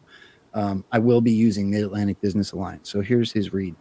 Are you paying too much for your health insurance? Fall is the time of year where insurance companies send out their annual renewals and rate increases. For many, the high cost of medical insurance is about to get even worse. David Becker and his son Jesse of Mid-Atlantic Business Alliance are here to help you get the best possible PPO insurance coverage at affordable rates. If you think the cost of groceries has exploded, you should see what the hospitals are charging these days. Without the proper PPO protection, you could be liable for tens of thousands of dollars in the event of a surgery or a hospital stay. Since 1990, Mid-Atlantic Business Alliance has helped individuals and small businesses get access to nationwide PPOs, which cover both in-network and out-of-network charges in every state. Having a great nationwide network like Cigna will help keep your costs down to a minimum. If you are stuck paying for your own medical insurance, call David for a free quote. I even heard that he's saving people up to $10,000. I added that. That's not in the read. 609-577-8557 or visit www.midatlanticba.com. That dude actually completely rules. And then let me say thank you real quick to the couple people I missed. First of all, the scratching has been released, and A from PA gifted a cookie. The Brady bonds expired on 9/12, but were included in the first terrorist insurance policy by Silverstone. There's 412. We already said thank you to that. Thank you, Adel. We will be sending everybody over there shortly. 2A Freedom Rider gifted a can. We, the people, have the power. We just can't be afraid to use it. Amen. Bella 214 with a can. Great info and show. Omazon, what's up, buddy? Gifted 117 gold pills. Yeah, big shout out to Omazon. Texas Patriot Girl gifted a cookie. Great show, Rambo and Frens. And Average Joe Patriot gifted a cookie. Shout out. Ben Q Lurkin for okay, so this is all the people that won pills. Good. I'm glad you guys noticed that was released. And then there was, I think, one more over on Rumble. Saccolate, $5. Thanks. Great show. Thank you very much. I think that just about gets everybody. I will be posting the show that I just did with Dave from News Treason. It got all the way up to number 15. The last I looked on the Rumble leaderboard from yesterday. The show that we did with Abs and Stormy Patriot Joe hit the leaderboard. So you guys are already well up over 400 likes on this show. 420, if I'm looking at this correctly. If you could, on your way out of here and you enjoyed the show, please hit the thumbs up. Otherwise, I will be posting that show from Dave's on my channel, probably Monday. And Friday, we have Carly Bonet coming to hang out for the second time. Shout out to Carly. Love Carly. It was a pleasure meeting you guys, and Yeah, you too, bro. an honor. I hope we get to do this again soon. Joe, you complete me. Get I love Mike. All right. Well, if anybody comes up with something, as you see, as long as I'm not working, we will figure it out. And this was a mind-blowing show. Too. Yeah, it was a great one. All right, I gotta go As get long my as son. everybody's okay, then I can stop blaming Sarge. All right, I gotta go get my boy. I love you guys. Love you guys. Yeah, Peace. talk to you later.